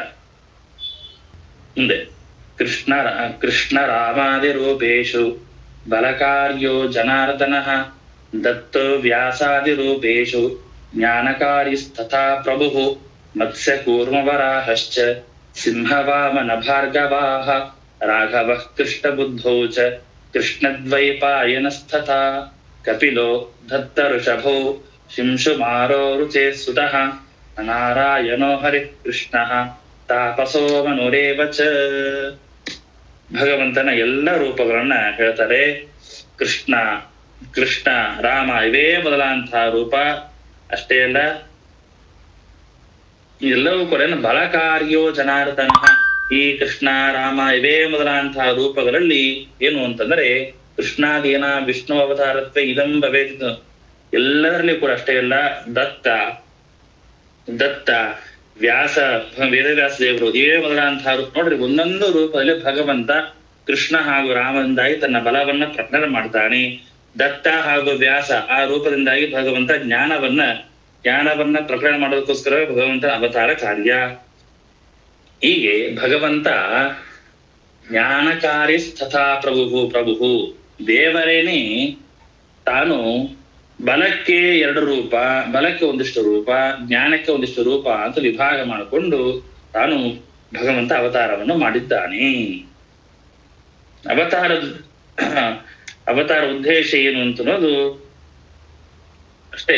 ಕೃಷ್ಣರಾಮ ರೂಪಗಳ ದುಷ್ಟ ಜನರ ಸಂಹಾರ ಮಾಡಬೇಕು ಅನ್ನೋಕ್ಕೋಸ್ಕರವಾಗಿ ಅಲ್ಲಿ ಉಪದೇಶ ಮಾಡಿದ ಕೂಲಿ ಕಾರಣ. ಕೃಷ್ಣ ರಾಮರಾಯ ಬಂದು ವ್ಯಾಸಪೀಠದಲ್ಲಿ ಕೂತು ಉಪದೇಶ ಮಾಡ್ತಾ ಕೂತ್ರೆ ಅಲ್ಲಿ ದುಷ್ಟ ಜನರ ಸಂಹಾರ ಆಗೋದಿಲ್ಲ. ಹೀಗಾಗಿ ಕೃಷ್ಣನಾಗಿ ರಾಮನಾಗಿ ಬಂದಾಗ ತಾನು ತನ್ನ ಬಲವನ್ನ ಪ್ರಯೋಗ ಮಾಡಿ ಭಗವಂತ ಯುದ್ಧವನ್ನು ಮಾಡಿಸ್ತಾನೆ.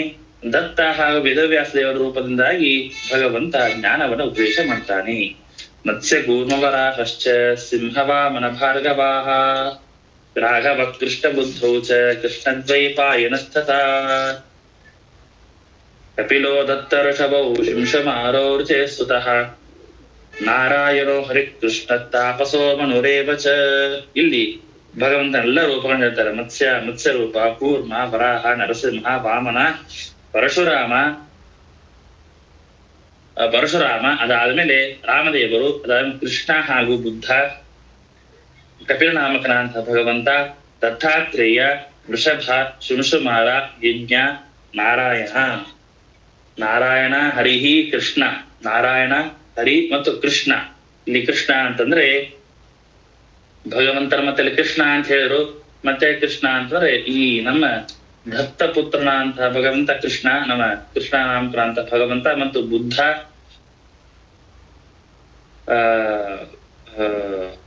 ಯಾರು ತಾಪಸಮನು. ರಾಘವ ಕೃಷ್ಣ ಬುದ್ಧೌ ಚ ಕೃಷ್ಣದ್ವೈಪಾಯನಸ್ತಥಾ. ಕೃಷ್ಣದ್ವೈಪಾಯನ ಅಂತಂದ್ರೆ ವೇದವ್ಯಾಸದೇವರು. ಅದಾದ್ಮೇಲೆ ಮಹಿದಾಸ, ಮನುರೇವಚ ಕೃಷ್ಣ ತಾಪಸ ನಾಮಕನ ಅಂತ ಭಗವಂತ, ಮನು ತಾಪಸ ಮನು ಅಂತ ಅರ್ಥ. ತಾಪಸೋ ಮನುರೇವಚ ತಾಪಸ ಮನು ಅಂತಂದ್ರೆ ಅವನು ಭಗವಂತನ ರೂಪನೇ. ಹೀಗೆ ಈ ಎಲ್ಲ ಭಗವಂತನ ರೂಪಗಳು. ಅದೇ ರೀತಿಯಾಗಿ ಮಹಿದಾಸಸ್ತಥಾ ಹಂಸಃ ಸ್ತ್ರೀ ರೂಪೋ ಹಯಶೀರ್ಷವಾನ್. ಮಹಿದಾಸ ನಾಮಕನ ಅಂತ ಭಗವಂತ, ಅದೇ ರೀತಿ ಹಂಸ ನಾಮಕನ ಅಂತ ಭಗವಂತ. ಇಲ್ಲಿ ಸ್ತ್ರೀ ರೂಪ ಅಂತ ಶಬ್ದಕ್ಕೆ ಸ್ತ್ರೀ ರೂಪ ಅಂದ್ರೆ ಯಾರು ಅಂದ್ರೆ ನಾರಾಯಣಿ ರೂಪ. ಭಗವಂತನದೇ ಆದಂತಹ ಒಂದು ಸ್ತ್ರೀ ರೂಪ ಇದೆ, ಅದು ನಾರಾಯಣಿ ರೂಪ. ಅದು ಹಯಶೀರ್ಷವ ಅಂತಂದ್ರೆ ಹಯಗ್ರೀವ ನಾಮಕನ ಅಂತ ಭಗವಂತ. ತಥೈವ ವಡವಾ ವಕ್ತ್ರ ಕಲ್ಕಿ ಧನ್ವಂತರಿ ಪ್ರಭು. ಅದಾದ್ಮೇಲೆ ವಡವ ಅಂತನ್ನುವಂತಹ ಭಗವಂತ. ವಡವಾ ಭಕ್ತರ ಅಂತಂದ್ರೆ ಯಾರು ಅಂತಂದ್ರೆ ವಡವಾ ನಾಮಕ ಅಂತಂದ್ರೆ ವಡವಾಗ್ನಿ ಅಂತ ಒಂದು ಅಗ್ನಿ. ವಡವಾಗ್ನಿ ಸಮುದ್ರಾಂತರವಾಸಿ. ಆ ವಡವಾಗ್ನಿ ಅಂತ ಅಗ್ನಿ ಎಲ್ಲಿ ಇರತ್ತೆ? ಇಂದ್ರಿ ಏನೇನೋ ಅಗ್ನಿ ಅಂತ ಹೇಳ್ತಾರಲ್ಲ ಅಂತಾರೆ. ವಡವಾಗ್ನಿ ಅಂತ ಅನ್ನೋದು ಸಮುದ್ರದ ಒಳಗಿರ್ತಕ್ಕಂತಹ ಒಂದು ಅಗ್ನಿ. ಆ ಸಮುದ್ರಾಂತರವಾಸಿಯಾದಂತಹ ಈ ವಡವಾಗ್ನಿ, ಆ ವಡವಾಗ್ನಿ ಅಂತ ಅನ್ನೋದು ಭಗವಂತನ ರೂಪ. ಅದೇ ರೀತಿಯ ಕಲ್ಕಿ ಧನ್ವಂತರಿ. ಅದೇ ಇತ್ಯಾದ್ಯಾಹ ಕೇವಲ ವಿಷ್ಣೋನ್ನ ಯೇಷಾಂ ವೇದ ಕಥಂಚನ. ಇವೇ ಮೊದಲಾದಂತಹ ಏನು ಭಗವಂತನ ರೂಪಗಳಿದೆ ಎಲ್ಲವೂ ಕೂಡ ಸಾಕ್ಷಾತ್ ವಿಷ್ಣುವಿನ ಅವತಾರವಿದೆಲ್ಲವೂ ಕೂಡ. ಅದನ್ನ ಯೇಷಾಂ ವೇದ ಕಥಂಚನ, ಈ ಭಗವಂತನ ರೂಪಗಳ ಸರ್ವಥಾ ಭೇದ ಚಿಂತನೆಯನ್ನ ಮಾಡಬಾರದು. ಇಷ್ಟೆಲ್ಲಾ ರೂಪಗಳನ್ನು ಏನ್ ಹೇಳಿದ್ದೀವಿ, ತಿಳಿದಿದ್ದೀವಿ, ಕೇಳಿದ್ದೀವಿ, ಎಲ್ಲವೂ ಕೂಡ ಭಗವಂತನಿಂದ ಅಭಿನ್ನ ಮೂಲರೂಪಿಯಾದಂತಹ ವಿಷ್ಣುವಿನ ಅವತಾರಣೆ ಹೊರತಾಗಿ ಈ ರೂಪಕ್ಕೂ ಆ ರೂಪಕ್ಕೂ ಭೇದ ಚಿಂತನವನ್ನು ಸರ್ವಥಾ ಮಾಡಬಾರದು. ನ ವಿಶೇಷೋ ಗುಣ ಸರ್ವೈ ಫಲಜ್ಞಾನಾದ್ವಿ ಕ್ವಚಿತ್. ಆಚಾರ್ಯ ಒಂದೇ ಒಂದು ನಿಮಿಷ ಆಚಾರ್ಯ. ಹೇಳಿ. ಇಲ್ಲಿ ನಾವು ದತ್ತ ವ್ಯಾಸಾದಿ ರೂಪೇಶು ಅಂತ ಹೇಳ್ತೀವಲ್ಲ ಆಚಾರ್ಯ, ಇಲ್ಲಿ ದತ್ತ ಅಂತದ್ರ ಬಗ್ಗೆ ಒಂದು ಸ್ವಲ್ಪ ಕ್ಲಾರಿಫಿಕೇಶನ್ ಬೇಕಾಗ್ತಾರೆ. ಇಲ್ಲಿ ದತ್ತ ಅಂದ್ರೆ ನಾವು ಯಾವುದೇ ರೀತಿಯಿಂದಲೂ ನಾವು ಹೇಳ್ತೀವಿ ಕೇಳ್ತೀವಿ, ಬಟ್ ಅದನ್ನ ಆಚರಣೆಗಳನ್ನ ದತ್ತ ಅನ್ನುವಂತ ನಾವೆಲ್ಲೂ ನಾವು ಮಾಡಲ್ಲ. ಅದು ಹೇಗೆ ಯಾಕೆ ಇನ್ನು ಅದು ದತ್ತಾತ್ರೇಯ ವ್ಯಾಸಾದಿ ರೂಪೇಶ ದತ್ತಾತ್ರೇಯ ನಾಮಕರ ಅಂತ ಭಗವಂತ. ಈ ಗಣಗಾಪುರದಲ್ಲಿರುವಂತ ದತ್ತಾತ್ರೇಯ ಇದ್ರಲ್ಲ, ಅದು ದತ್ತಾತ್ರೇಯನ ಯಾವ್ದು ಗಣಗಾಪುರ ಅಂತ ಹೇಳಿ ಗುಲ್ಬರ್ಗ ಹತ್ರ ಇದೆಯಲ್ಲ. ನಮ್ ಸ್ವಾಮಿಗಳು ಹೋಗಿದ್ರು ಈ ಒಂದು ಜಸ್ಟ್ ಈ ಒಂದು ವರ್ಷದ ಕೆಳಗಡೆ ಅಲ್ಲಿ ಇದ್ರು, ಹೋಗಿ ಬಂದ್ರು ಅಂತ ನಾವು ಕೇಳಿದೀವಿ ಅಷ್ಟೇ. ಬಟ್ ವಿಶೇಷವಾಗಿ ದತ್ತಾತ್ರೇಯನ ಬಗ್ಗೆ ಹೆಚ್ಚು ಮಾತಾಡೋದಿಲ್ಲ. ಅದು ಯಾಕೆ ಅಲ್ಲ. ಈಗ ನೋಡ್ರಿ, ಈಗ ಮಹಿದಾಸ ನಾಮಕನ ಅಂತ ಭಗವಂತ ಇದ್ದಾನೆ. ಮಹಿದಾಸ ರೂಪಿಯ ಅಂತ ಭಗವಂತನ ಕಥೆ ಎಲ್ಲಿದೆ? ಇಲ್ಲ. ದತ್ತಂ ದುರ್ವಾಸಂ ಸೋಮ ಆತ್ಮೇಶ ಬ್ರಹ್ಮ ಸಂಭವ ಅಂತ ಒಂದ್ ಕಡೆ ಬರುತ್ತೆ. ದತ್ತ ದುರ್ವಾಸ ಸೋಮ ಅಂತ.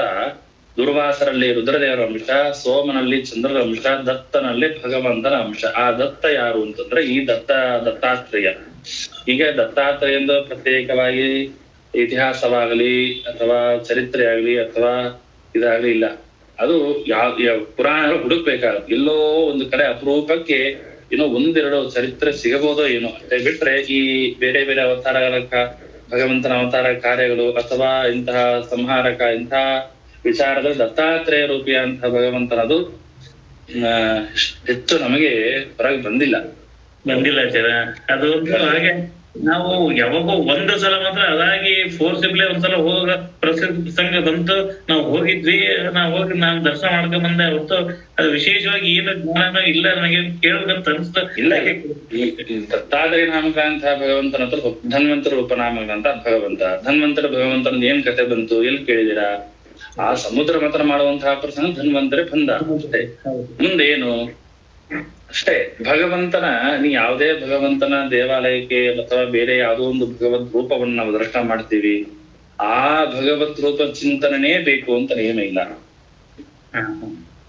ದತ್ತಾತ್ರೇಯ ದೇವಸ್ಥಾನಕ್ಕೆ ಹೋಗ್ತೀರಿ, ಭಗವಂತನ ದತ್ತಾತ್ರೇಯ ದೇವಸ್ಥಾನ ರೂಪವನ್ನು ನೋಡ್ತೀರಿ, ಅಯ್ಯೋ ನನಗೆ ದತ್ತಾತ್ರೇಯ ದೇವಸ್ಥಾನ ಭಗವಂತನ ಚರಿತ್ರೆ ಏನು ಗೊತ್ತಿಲ್ವ, ನಾ ಹೇಗೆ ಅನುಸಂಧಾನ ಮಾಡ್ಲಿ? ಬೇಡ, ಚಿಂತೆ ಬೇಡ. ಸರ್ವ ಪ್ರೇರಕ, ಸರ್ವನಿಯಾಮಕ, ಸರ್ವಕರ್ತ ಇದೆ ಸರ್. ಸರಿ. ಇಂತಹ ಇದು ಕಾಮನ ಅಂತ ಒಂದು ಅನುಸಂಧಾನ. ಈ ತರ ಅನುಸಂಧಾನಗಳನ್ನ ನಾವು ಬೇರೆ ಬೇರೆ ಭಗವದ್ ರೂಪ ದರ್ಶನವನ್ನು ಮಾಡುವಾಗ ಈ ತರ ಅನುಸಂಧಾನ ಮಾಡ್ಕೊಂಡು ಹೋದ್ರೆ ನಮ್ ನಡೆಯುತ್ತೆ. ರಾಮಕೃಷ್ಣ ನೋಡಿದಾಗ ನಮ್ ತಕ್ಷಣ ಅವರೆಲ್ಲ ಚರಿತ್ರೆ ಸ್ವಲ್ಪ ನಮ್ ಕಣ್ಣೆದುರಿಗೆ ಬರುತ್ತೆ. ಇವ್ರನ್ನ ನಾವು ಶ್ರವಣ ಮಾಡಿರೋದಿಲ್ಲ, ಹೀಗೆ ಸ್ವಲ್ಪ ಅದು ಏನು ಹೇಗೆ ಅಂತ ಪ್ರಶ್ನೆ. ಒಳ್ಳೇದಾಯ್ತು. ಸರಿ, ನಾರಾಯಣೋ ಇಲ್ಲಾಯ್ತು.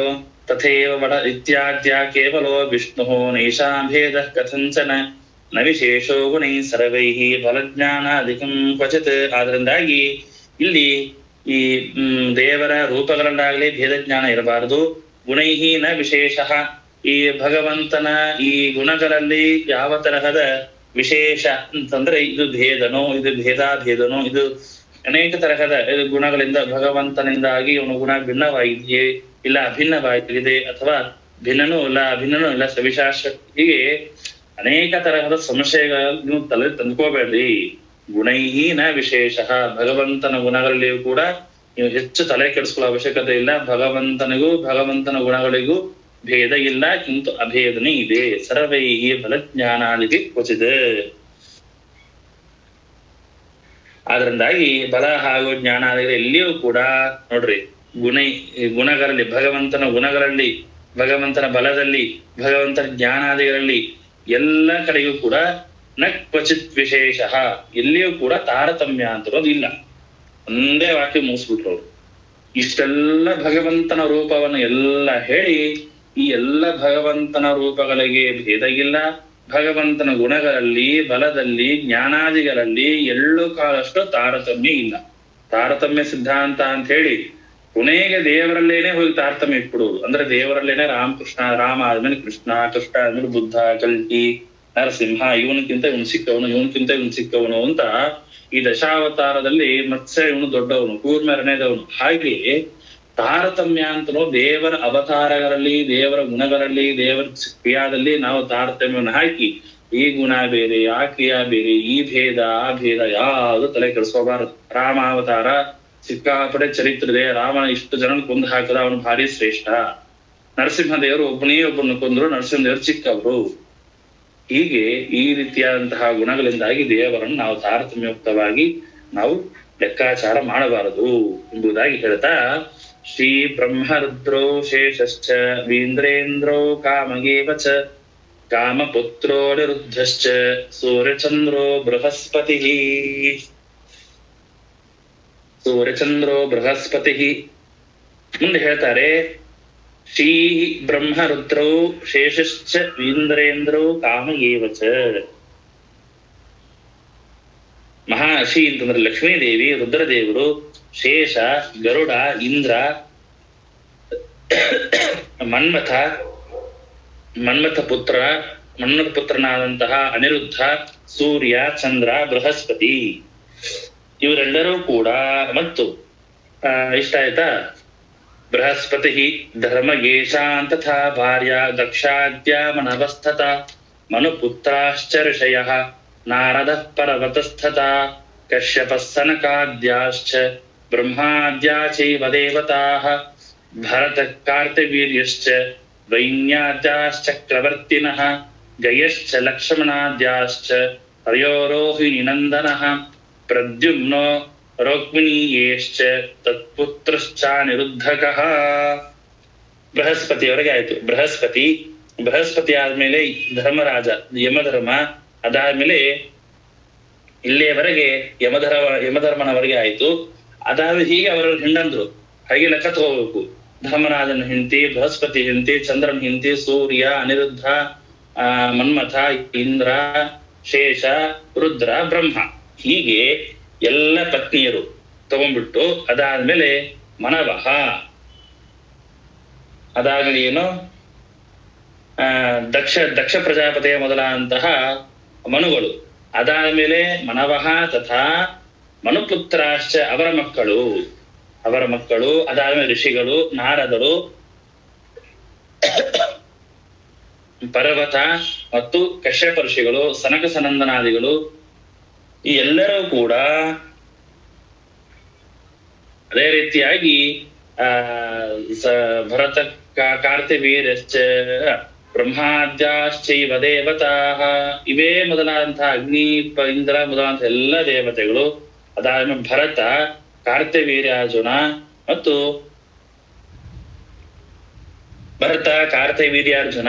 ವೈನ್ಯಾದ್ಯಾಶ್ಚಕ್ರವರ್ತಿನಃ, ಚಕ್ರವರ್ತಿ ಅಂತಂದ್ರೆ ಧ್ರುವರಾಜ, ಪೃಥುರಾಜ ಎಂಬಂತಹ ಚಕ್ರವರ್ತಿಗಳು, ಗಯ, ಲಕ್ಷ್ಮಣಾದ್ಯಶ್ಚ ತ್ರಯಃ, ಅಂದ್ರೆ ಗಯ, ಲಕ್ಷ್ಮಣಾದ್ಯ ಅಂತಂದ್ರೆ ಲಕ್ಷ್ಮಣ, ಭರತ, ಶತ್ರುಘ್ನ ಅಂತ. ತ್ರಯ ಅಂತಂದ್ರೆ 3 ಜನ ತಗೋಬೇಕು. ಲಕ್ಷ್ಮಣಾದ್ಯಾಶ್ಚ ತ್ರಯಃ ಅಂತ ಹೇಳಿದಾಗ ಲಕ್ಷ್ಮಣ, ಭರತ, ಶತ್ರುಘ್ನ ಇವ್ರನ್ನ ತಿಳ್ಕೊಳ್ಬೇಕು. ರೋಹಿಣಿ ನಂದನ ಅಂತಂದ್ರೆ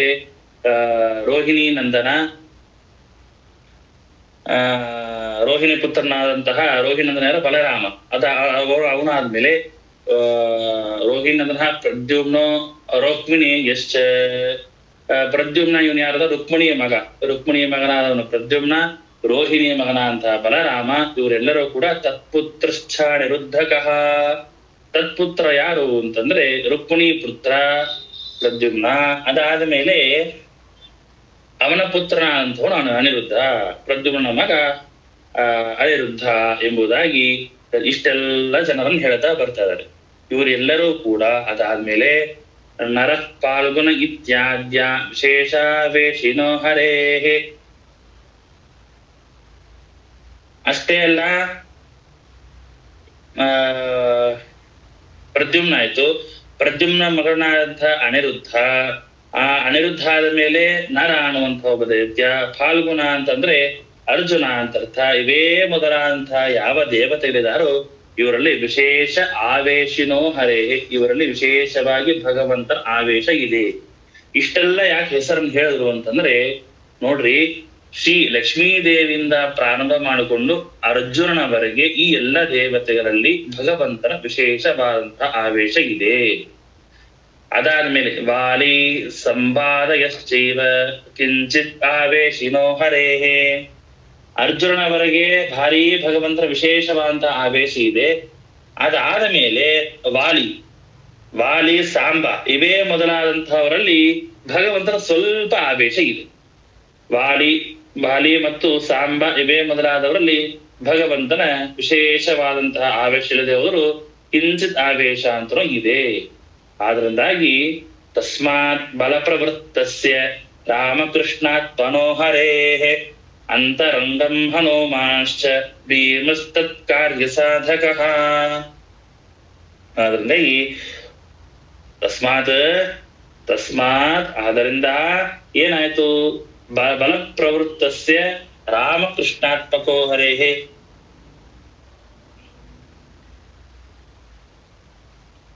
ಬಲಪ್ರವೃತ್ತಸ್ಯ ಬಲವನ್ನ ಪ್ರವೃತ್ತ ಮಾಡುವಂತಹ, ಬಲ ಕಾರ್ಯದಲ್ಲಿ ಪ್ರವೃತ್ತರಾದಂತಹ ರಾಮ ಹಾಗೂ ಕೃಷ್ಣ ಆತ್ಮನೋ ಹರೇಃ, ಅಲ್ಲಿ ರಾಮ ಹಾಗೂ ಕೃಷ್ಣ ಇವರಲ್ಲಿ ಬಲಪ್ರವೃತ್ತರು ಅಂದ್ರೆ ಬಲ ಕಾರ್ಯದಲ್ಲಿ ಪ್ರವೃತ್ತರಾದವರು ಯಾರು ಅಂತಂದ್ರೆ ಅಂತರಂಗಂ ಹನುಮಾಶ್ಚ ಭೀಮಸ್ತತ್ ಕಾರ್ಯ ಸಾಧಕಃ.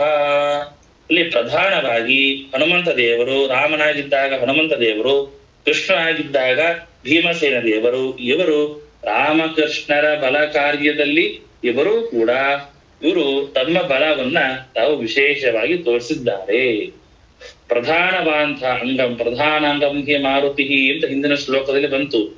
ಪ್ರಧಾನಾಂಗಂ ಹಿ ಮಾರುತಿ ಅಂದ್ರೆ ಏನಾಯ್ತು ಅಂತಂದ್ರೆ, ಇಷ್ಟೆಲ್ಲ ಹಿಂದಿನ ದೇವತೆಗಳೆಲ್ಲ ಹೆಸರನ್ನು ಹೇಳಿದ್ರು. ಅವರಲ್ಲಿ ಭಗವಂತನ ವಿಶೇಷವಾದ ಆವೇಶ ಇದೆ. ವಾಲಿ, ಸಾಂಬ ಇವರಲ್ಲಿ ಭಗವಂತನ ಕಿಂಚಿತ್ ಆವೇಶ ಇದೆ. ಆದ್ರಿಂದಾಗಿ ತಸ್ಮಾತ್ ಬಲ ಪ್ರವೃತ್ತಸ್ಯ ರಾಮಕೃಷ್ಣಾತ್ ಮನೋಹರೇಹೇ ಅಂತರಂಗಂ ಮನೋಮಾಶ ಭೀಮಶ್ಚ ಅಂತರಂ ಯಥಾಭವದು ತಥಾ ತಸ್ಯ ಹರೇಹೇ ಕಾರ್ಯ ಸಾಧಕಃ.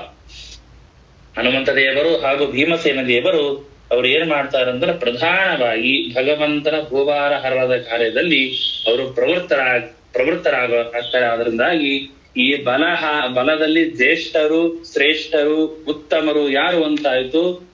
ಭೀಮಸೇನ ದೇವರು, ಹನುಮಂತ ದೇವರು, ಬ್ರಹ್ಮದೇವರು ಅಂತಾಯ್ತು. ಅಂದ್ರೆ ಅಲ್ಲಿ ಇದೆ ಲಿಂಕ್, ಅಲ್ಲಿಂದ ಈ ಶ್ಲೋಕಕ್ಕೆ ಲಿಂಕ್ ಇಷ್ಟಿದೆ. ಬಲದಲ್ಲಿ ಜ್ಯೇಷ್ಠರು ಯಾರೋ ಅವರು ಉತ್ತಮರು. ಅವರು ಯಾಕೆ ಉತ್ತಮರು ಅಂತ ಅನ್ನೋದಕ್ಕೆ ಜ್ಞಾನ ಹಾಗೂ ಭಕ್ತಿ ಇವರಿಂದಾಗಿ ಅವರು ಉತ್ತಮತ್ವ ಅಂತ ತಿಳಿದು ಬರುತ್ತೆ. ಯಾರಲ್ಲಿ ಇದೆ ಅಂತ ಅನ್ನೋದನ್ನ ಹೇಳ್ತಾ ಕೊನೆಯದಾಗಿ ರಾಮಕೃಷ್ಣಾವತಾರದಲ್ಲಿ ರಾಮನ ಅವತಾರದಲ್ಲಿ ಹನುಮಂತನಿಗೆ, ಕೃಷ್ಣಾವತಾರದ ಭೀಮಸೇನ ದೇವರಿಗೆ ಏನಾಗಿದೆ? ಬಲ ಅಂತ ಅನ್ನೋದು ಜ್ಯೇಷ್ಠವಾಗಿದೆ. ಯಾಕೆ ಅಂತಂದ್ರೆ ಭಗವಂತನ ವಿಶೇಷವಾದಂತಹ ಆವೇಶ ಅವರಲ್ಲಿ ಇದೆ ಎಂಬುದಾಗಿ ಹೇಳ್ತಾ ಇದ್ದಾರೆ.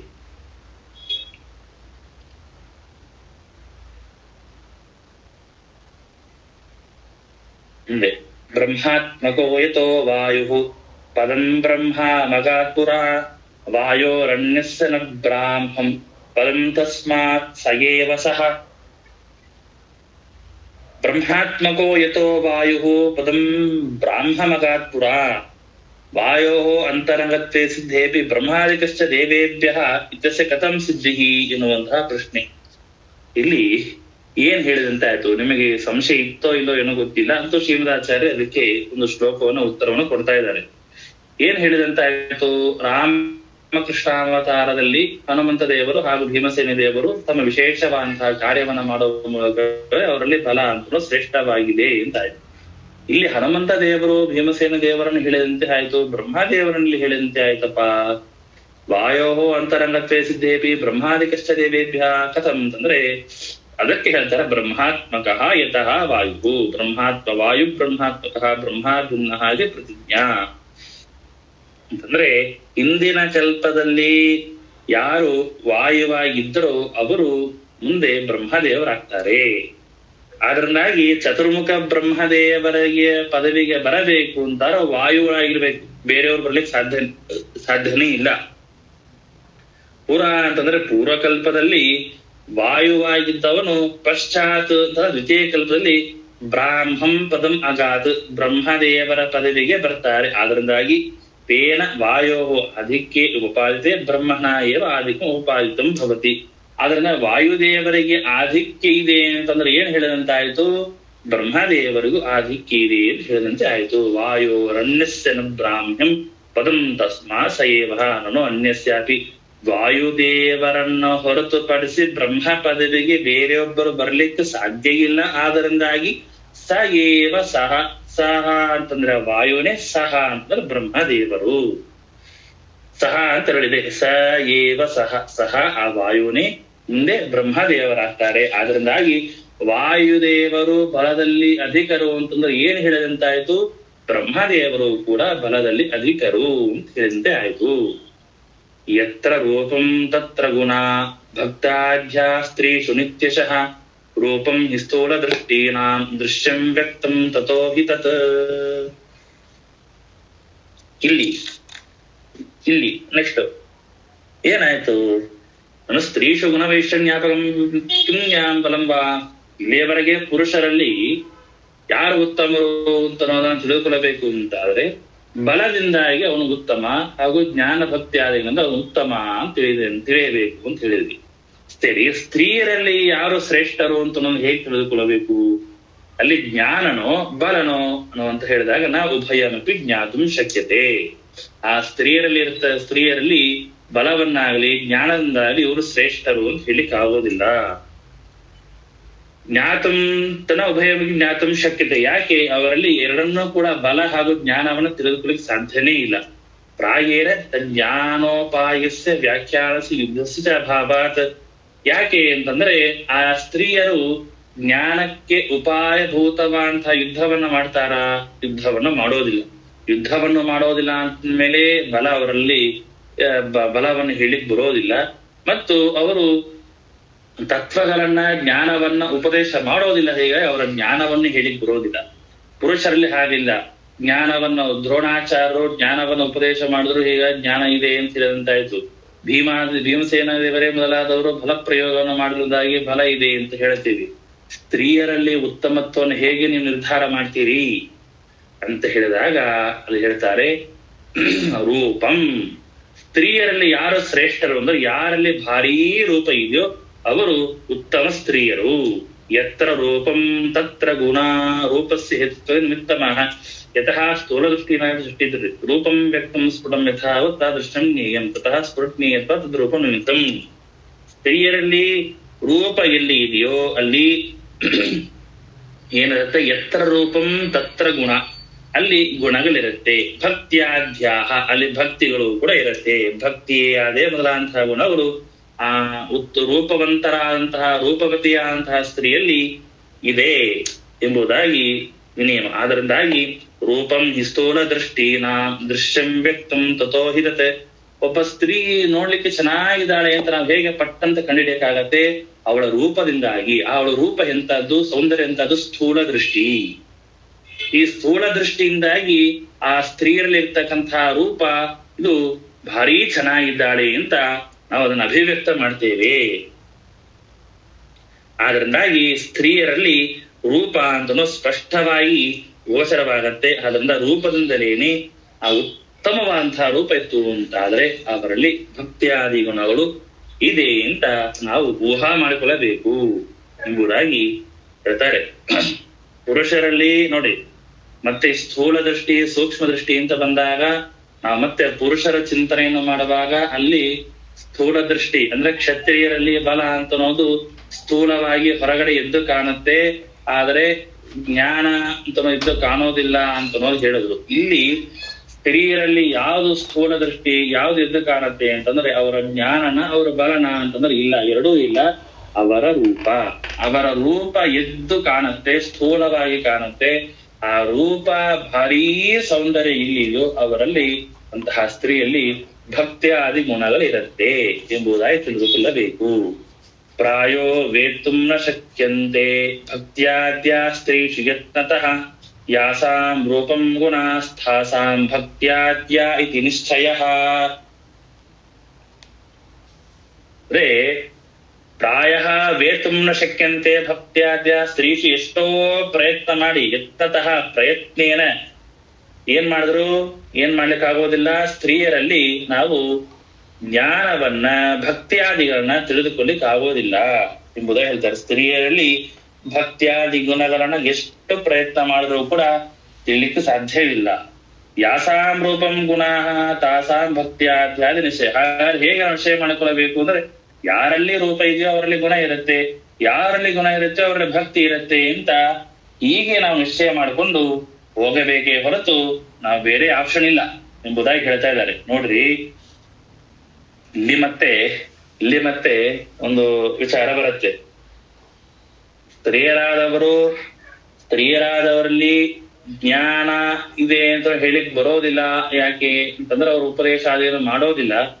ಸ್ತ್ರೀಯರು ಕೂತು ಪ್ರವಚನ ಪಾಠ ಮಾಡಿದ್ರೆ ಅವರಲ್ಲಿ ಎಷ್ಟು ಜ್ಞಾನ ಇದೆ ಅಂತ ಗೊತ್ತಾಗತ್ತೆ. ಹೀಗಾಗಿ ಆದ್ರೆ ಅವರು ಜ್ಞಾನವನ್ನು ಉಪದೇಶ ಮಾಡುವವರಲ್ಲಿ ಅವರು ಅಧಿಕಾರಿಗಳಲ್ಲ. ವೇದವನ್ನ ಹೇಳೋದ್ರಲ್ಲಿ ಅವರು ಅಧಿಕಾರಿಗಳಲ್ಲ, ಶಾಸ್ತ್ರವನ್ನು ಓದೋದ್ರಲ್ಲಿ ಅವರು ಅಧಿಕಾರಿಗಳಲ್ಲ.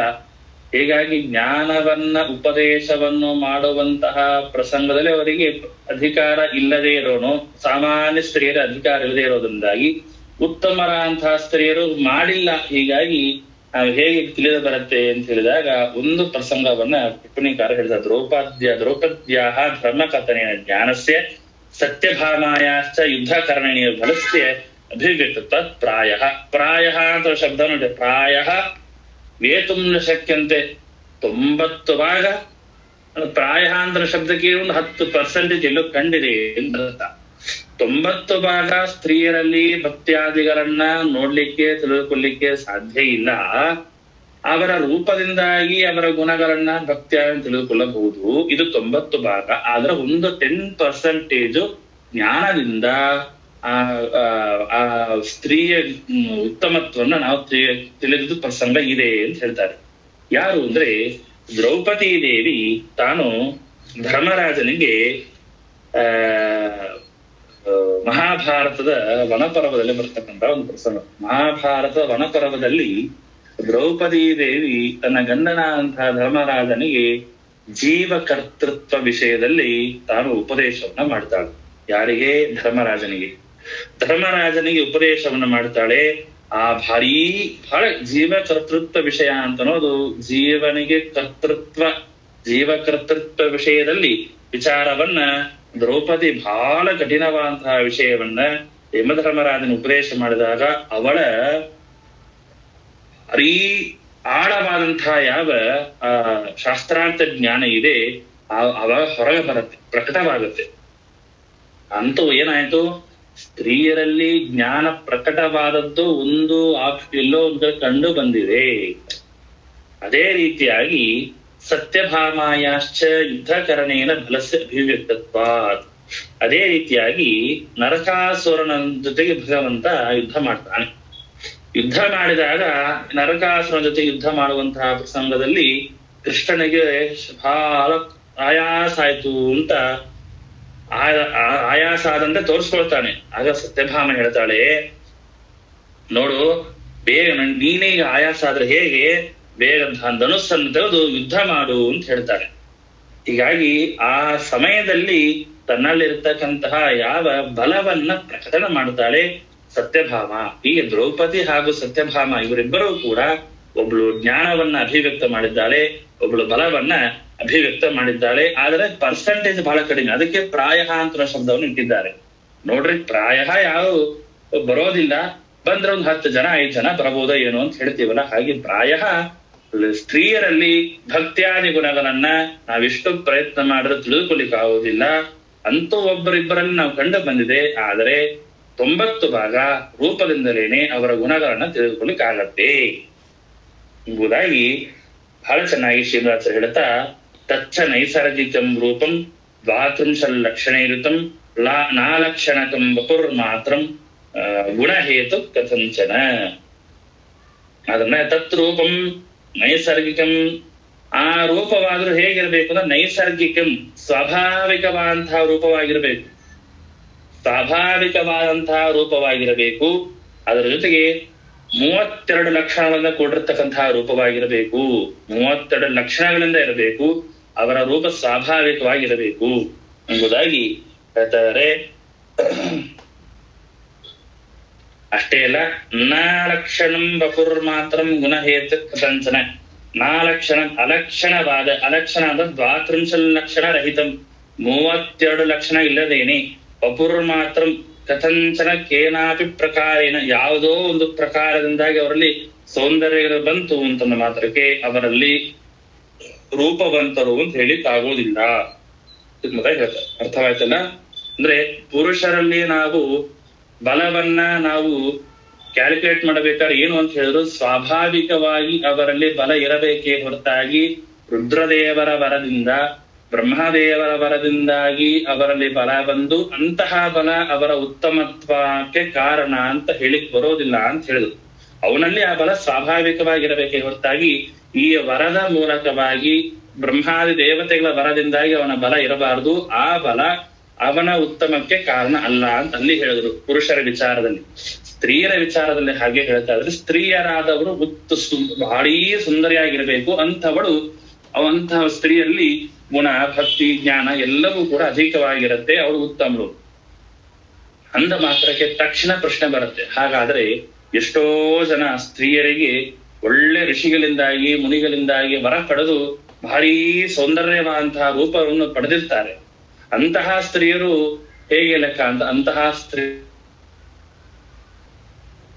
ಸೌಂದರ್ಯ ಇರೋದಿಲ್ಲ. ಅದಕ್ಕೆ ಹೇಳ್ತಾರೆ ಸುಂದರವಾದಂತಹ ರೂಪವಿರಬೇಕು, ಜೊತೆಗೆ 32 ಲಕ್ಷಣಗಳು ಇರಬೇಕು. ಇಲ್ಲಿ ಸುಂದರವಾದಂತಹ ರೂಪ, ಹೀಗಾಗಿ ಈ ಸ್ತ್ರೀಯರಲ್ಲಿ ರೂಪ ಇದ್ದ ಮಾತ್ರಕ್ಕೆ ಅವರು ಉತ್ತಮರು ಅಂತಲ್ಲ, ಆ ರೂಪದ ಜೊತೆಗೆ 32 ಲಕ್ಷಣಗಳು ಇರಬೇಕು. ಅವರಲ್ಲಿ ಇರ್ತಕ್ಕಂತಹ ಸೌಂದರ್ಯವಂತಹ ರೂಪ ಏನಾಗಿರ್ಬೇಕು, ಅವರ ಸ್ವಾಭಾವಿಕವಾಗಿರ್ಬೇಕು ಎಂಬುದಾಗಿ ಹೇಳ್ತಾರೆ. ಯಾರಲ್ಲಿ 32 ಲಕ್ಷಣಗಳು ಇರೋದಿಲ್ಲ, ಒಬ್ಬರು ಮಾತ್ರ ಕೇವಲ ಯಾವುದೋ ಒಂದು ರುದ್ರದೇವರ ವರದಿಂದಾಗಿ, ಬೇರೆ ಬೇರೆ ಋಷಿಗಳ ವರದಿಂದಾಗಿ ಅವರಿಗೆ ಯಾವುದೋ ಒಂದು ಉತ್ತಮವಂತಹ ರೂಪ ಬರುತ್ತೆ. ಅಂತಹ ರೂಪ ಗುಣಹೇತು ಕಥಂಚರಣ ಕಾರಣಂ. ಅಂತಹ ರೂಪ ಈ ಉತ್ತಮತ್ತ, ಇವರು ಉತ್ತಮರು, ಇವರು ಅವಳಿಗಿಂತ ಚಿಕ್ಕವಳು ಅನ್ನುವಂತಹ ಗುಣಕ್ಕೆ, ಗುಣವನ್ನ ಗಣನೆ ಮಾಡ್ಲಿಕ್ಕೆ ಆ ರೂಪ ಸಾಲುದು ಎಂಬುದಾಗಿ ಹೇಳ್ತಾ ಇದ್ದಾರೆ. ಈ ವಿಷಯ ಅರ್ಥ ಆಯ್ತಾ? ನಾನು ಯಾಕೆಂದ್ರೆ ಕನ್ನಡ ಪುಸ್ತಕ ಇಟ್ಕೊಂಡಿರ್ತೀರಿ, ಆದ್ರೂ ನಾವ್ 2 ಸಲ ಸ್ಪಷ್ಟವಾಗಿ ಹೇಳ್ತಾ ಇರ್ತೀವಿ. ಕನ್ನಡ ಪುಸ್ತಕ ಕೆಲವೊಂದೆಲ್ಲ ತಾತ್ಪರ್ಯ ನಮ್ಗೆ ಅರ್ಥ ಆಗಲ್ಲ ಸರ್, ಬರೀ ಓದಿದ್ರೆ ಅರ್ಥ ಆಗಲ್ಲ, ನೀವು ಹೇಳಿದ್ರೆ ಮಾತ್ರ ಅರ್ಥ ಆಗುತ್ತೆ. ಅದಕ್ಕೆ ಸರಿ. ಆಸುರೀನ ವರಾದೇಸ್ತು ವಪುರ್ ಮಾತ್ರಂ ಭವಿಷ್ಯತಿ ನಲಕ್ಷಣಾನ್ಯಸ್ತಾಸಾಂ ನೈವ ಭಕ್ತಿ ಕಥಂಚನ ಎಂಬುದಾಗಿ ಹೇಳ್ತಾರೆ. ಆದ್ರಿಂದ ಏನಾಯ್ತು, ಆಸುರೀನಾಂ ವರಾದೇಸ್ತು ವಪುರ್ ಮಾತ್ರಂ ಭವಿಷ್ಯತಿ.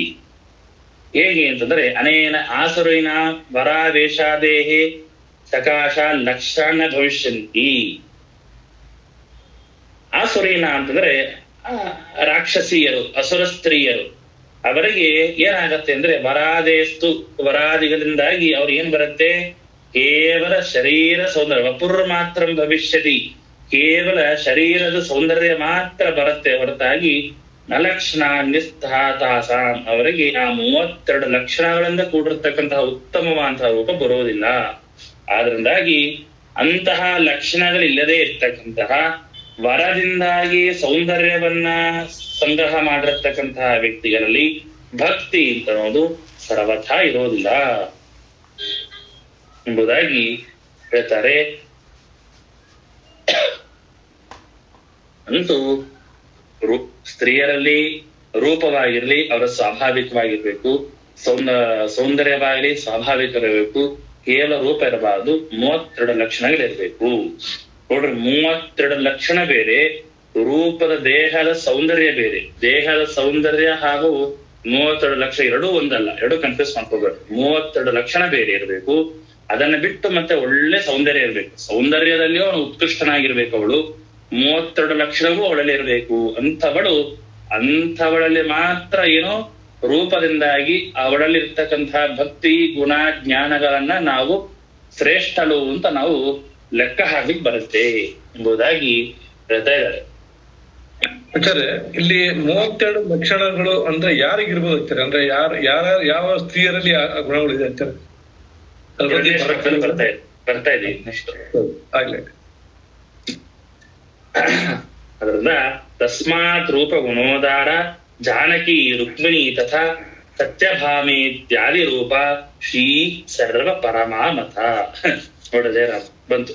ಆದ್ರಿಂದ ತಸ್ಮಾತ್ ಏನು ಅಂದ್ರೆ 32 ಲಕ್ಷಣಗಳು, ಅದರ ಜೊತೆಗೆ ಉತ್ತಮವಂತಹ ರೂಪ ಇವರಿದ್ದವರು, ಇವರಲ್ಲೇ ಭಕ್ತ್ಯಾದಿಗಳು ಬರುತ್ತೆ. ಆದ್ದರಿಂದ ಇದು ಯಾರಲ್ಲಿದೆ ಅಂತಂದ್ರೆ ಶ್ರೀ ಲಕ್ಷ್ಮೀದೇವಿ, ಶ್ರೀ ರೂಪ ಗುಣೋದಾರ, ರೂಪಗುಣಿ ಉತ್ಕೃಷ್ಟ. ಲಕ್ಷ್ಮೀದೇವಿಯಲ್ಲಿ ರೂಪವು ಇದೆ, ಉತ್ಕೃಷ್ಟವಾದಂತಹ ಗುಣಗಳು ಇದೆ. ಲಕ್ಷ್ಮೀದೇವಿಯಲ್ಲಿ, ಸತ್ಯಭಾಮಾದೇವಿಯಲ್ಲಿ, ರುಕ್ಮಿಣಿ ದೇವಿಯಲ್ಲಿ, ಹೀಗೆ ಇವರಲ್ಲಿ ಉತ್ತಮವಾದಂತಹ ರೂಪವೂ ಇದೆ. ಉತ್ತಮವಾದಂತಹ ಆ ರೂಪವನ್ನ ಸೂಚನೆ ಮಾಡುವಂತಹ ಭಕ್ತ್ಯಾದಿ ಗುಣಗಳು ಕೂಡ ಸೀತಾದೇವಿ, ರುಕ್ಮಿಣಿ ದೇವಿ, ಸತ್ಯಭಾಮ ಮುಂತಾದಂತಹ ರೂಪಗಳಲ್ಲಿ ಇದೆಲ್ಲವೂ ಕೂಡ ಏನಾಗಿದೆ, ಆ ರೂಪದಿಂದಾಗಿ, ಆ ಗುಣಗಳಿಂದಾಗಿ ಅವರು ಸರ್ವೋತ್ಕೃಷ್ಟರು, ಸರ್ವ ಪರಮಾಮತ, ಶ್ರೇಷ್ಠತಮ. ಯಸ್ಮಾತ್ ತಸ್ಮಾತ್ ಸರ್ವ ಪರಮ ಅಂತಂದ್ರೆ ಏನು? ಸರ್ವ ಪರಮ ಅಂದ್ರೆ ಶಬ್ದಕ್ಕೆ ಸರ್ವಾಭ್ಯ ಶ್ರೇಷ್ಠೋತ್ತಮ ಮತ, ಎಲ್ಲರಿಗಿಂತಲೂ ಶ್ರೇಷ್ಠರಾದ ಉತ್ತಮರಾದಂತಹ ಮತ ಇವರು ಲಕ್ಷ್ಮಿ ಮತ್ತು ರುಕ್ಮಿಣಿ, ಸತ್ಯಭಾಮ ಅಂತ ಅನ್ನೋದು ತಿಳಿದು ಬರುತ್ತೆ. ಸರಿ, ಇವ್ರು 3 ಜನ. ಇದಾದ್ಮೇಲೆ ಯಾರು ಅಂದ್ರೆ ತತಃ ಪಶ್ಚಾತ್ ದ್ರೌಪದಿ ಚ ಸರ್ವಾಭ್ಯೋ ರೂಪತೋವರ ಭೂಭಾರ ಕ್ಷಪಣೆ ಸಾಕ್ಷಾತ್ ಅಂಗಂ ಭೀಮ ಬದೀಶಿತು. ಅದಾದ್ಮೇಲೆ ಮಹಾಲಕ್ಷ್ಮಿ, ರುಕ್ಮಿಣಿ, ಸತ್ಯಭಾಮ ಇವರ ನಂತರ ಯಾರು ಅಂತಂದ್ರೆ ದ್ರೌಪದಿ ದೇವಿ. ತಸ್ಮಾತ್ ತತಃ ಪಶ್ಚಾತ್, ಇವರಾದ ಮೇಲೆ ದ್ರೌಪದಿ ದೇವಿ ಇವಳು ಏನು ಅಂತಂದ್ರೆ ದ್ರೌಪದಿ ದೇವಿ ಇವಳು ಸ್ತ್ರೀಯರಿಗಿಂತ ಹೆಚ್ಚು ರೂಪವುಳ್ಳವಳು, ಅದರಿಂದ ಶ್ರೇಷ್ಠಳು ಅಂತ ಹೇಳ್ತಾರೆ. ಅದೇ ರೀತಿಯಾಗಿ ಭೂಭಾರ ಕ್ಷಪಣೆ ಸಾಕ್ಷಾತ್ ಅಂಗಂ ಭೀಮ ಬದೀಶಿತು. ದೇವರು ಭೂಭಾರ ಹರಣಕ್ಕೋಸ್ಕರವಾಗಿ ದೇವರ ಅವತಾರವನ್ನು ಮಾಡಿದಾಗ ಯಾವ ರೀತಿಯಾಗಿ ಭೀಮಸೇನ ದೇವರು ಅನೇಕ ರಾಕ್ಷಸರನ್ನ ಕೊಲ್ಲುವ ಮೂಲಕವಾಗಿ ಭಗವಂತನ ಭೂಭಾರ ಹರಣದಲ್ಲಿ ಒಂದು ಪ್ರಧಾನವಾದಂತ ಅಂಗವನ್ನ ವಹಿಸಿಕೊಂಡ್ರು, ಹಾಗೆ ದ್ರೌಪದಿಯು ಕೂಡ ಈ ದೇವರು ಭೂಭಾರ ಹರಣಕ್ಕೋಸ್ಕರವಾಗಿ ಅವತಾರ ಮಾಡಿದಾಗ ಅಲ್ಲಿ ದ್ರೌಪದಿ ಕೂಡ ವಿಶೇಷವಾದಂತಹ ಪ್ರಧಾನವಾದಂತಹ ಅಂಗ ಇದೆ. ಸಾಕ್ಷಾತ್ ಅಂಗಂ ಭವತಿ ಎಂಬುದಾಗಿ ಭೂಭಾರ ಕ್ಷಪಣೆ ಸಾಕ್ಷಾತ್ ಅಂಗಂ ಭೀಮ ಬದೀಶಿತು. ಭೀಮವತ್ ಭೂಭಾರಸ್ಯ ಕ್ಷಪಣೆ ಸಾಕ್ಷಾತ್ ಅಂಗಂ ಭವತಿ. ಲಕ್ಷ್ಮೀ ದೇವಿದು ದ್ರೌಪದಿ ದೇವಿದು ವಿಶೇಷವಾದಂತಹ ಅಂಗ ಇದೆ ಎಂಬುದಾಗಿ ಹೇಳ್ತಾ ಇದ್ದಾರೆ. ಆಚಾರ್ಯ, ಇಲ್ಲಿ ಷಣ್ಮಹಿಷಿಯರು ಅಂತ ನಾವು ಕೇಳಿದ್ವಲ್ಲ ಆಚಾರ್ಯ, ಷಣ್ಮಹಿಷಿಯರು ಲಕ್ಷ್ಮಿಯ ಸ್ವರೂಪದವರೇ ಆಗ್ತಾರ ಹಿಂಗೆ ಅಂತ ಆಚಾರ್ಯ? ಹೌದು. ಆ ಷಣ್ಮಹಿಷಿಯರಿನಲ್ಲಿ ಮೊದಲೇದು ಲಕ್ಷ್ಮಿ, ರುಕ್ಮಿಣಿ, ಸತ್ಯಭಾಮ 3, ಅದಾದ ನಂತರ ಜಾಂಬವತಿ, ಮಿತ್ರವಿಂದ, ನೀಲ, ಭದ್ರ, ಲಕ್ಷಣ, ಕಾಲಿಂದಿ ಇವರು ಷಣ್ಮಹಿಷಿಯರು. ಆಯ್ತಾ? ಇವರೆಲ್ಲ ಲಕ್ಷ್ಮೀ ಸ್ವರೂಪದವರೇ ಆಗ್ತಾರಲ್ಲ ಆಚಾರ್ಯ? ಹೌದು. ಸರಿ ಆಚಾರ್ಯ, ಸರಿ ಆಚಾರ್ಯ. ಹಂತಾಚ ವೈರಹೇತುಶ್ಚ ಭೀಮ ಪಾಪ ಜನಸ್ಯ ತು ದ್ರೌಪದಿ ವೈರಹೇತು ಸಾ ತಸ್ಮಾತ್ ಭೀಮಾದನಂತರ. ಏನ್ರಿ ನೀವು ಹೀಗೆ ಹೇಳ್ತಾ ಇದ್ದೀರಾ? ಭೀಮಸೇನೆ ದೇವರು ಯಾವ ರೀತಿಯಾಗಿ ಭೂಭಾರ ಹರಣಕ್ಕೆ ಪ್ರಧಾನ ಅಂಗ, ಹಾಗೆ ದ್ರೌಪದಿಯು ಕೂಡ ಕೃಷ್ಣನ ಭೂಭಾರ ಹರಣದಲ್ಲಿ ಪ್ರಧಾನ ಅಂಗ ಅಂತ ಹೇಳ್ತಾ ಇದ್ರಲ್ಲ, ಅದು ಹೇಗೆ? ಯುದ್ಧದಲ್ಲಿ ಭೀಮಸೇನ ದೇವರು ಜರಾಸಂಧನನ್ನ, ದುರ್ಯೋಧನನ್ನ, ಎಲ್ಲರನ್ನ ಕೊಂದು ಹಾಕಿದ್ರು ಕಂಡಿದ್ದೇವೆ. ದ್ರೌಪದಿ ಯಾರನ್ನ ಕೊಂದು ಹಾಕಿದ್ಲು? ದ್ರೌಪದಿ ಯಾರನ್ನ ಕೊಂದ್ರೆ ದ್ರೌಪದಿಯು ಕೂಡ ಭೂಭಾರ ಕ್ಷಪಣಿ ಹಂತುಹು ಅಂತ ಹೇಳ್ಬೋದು. ಭೂಭಾರವನ್ನು ಕ್ಷಪಣ ಮಾಡೋದಕ್ಕೆ ಪ್ರಧಾನವಾದಂತ ಅಂಗ ದ್ರೌಪದಿ ಅಂತ ನೀವು ಹೇಳ್ಬೋದಾಗಿತ್ತು. ಇಲ್ಲಿ ಹೇಗೆ ಹೇಳ್ತಾ ಇದ್ರಿ ನೀವು?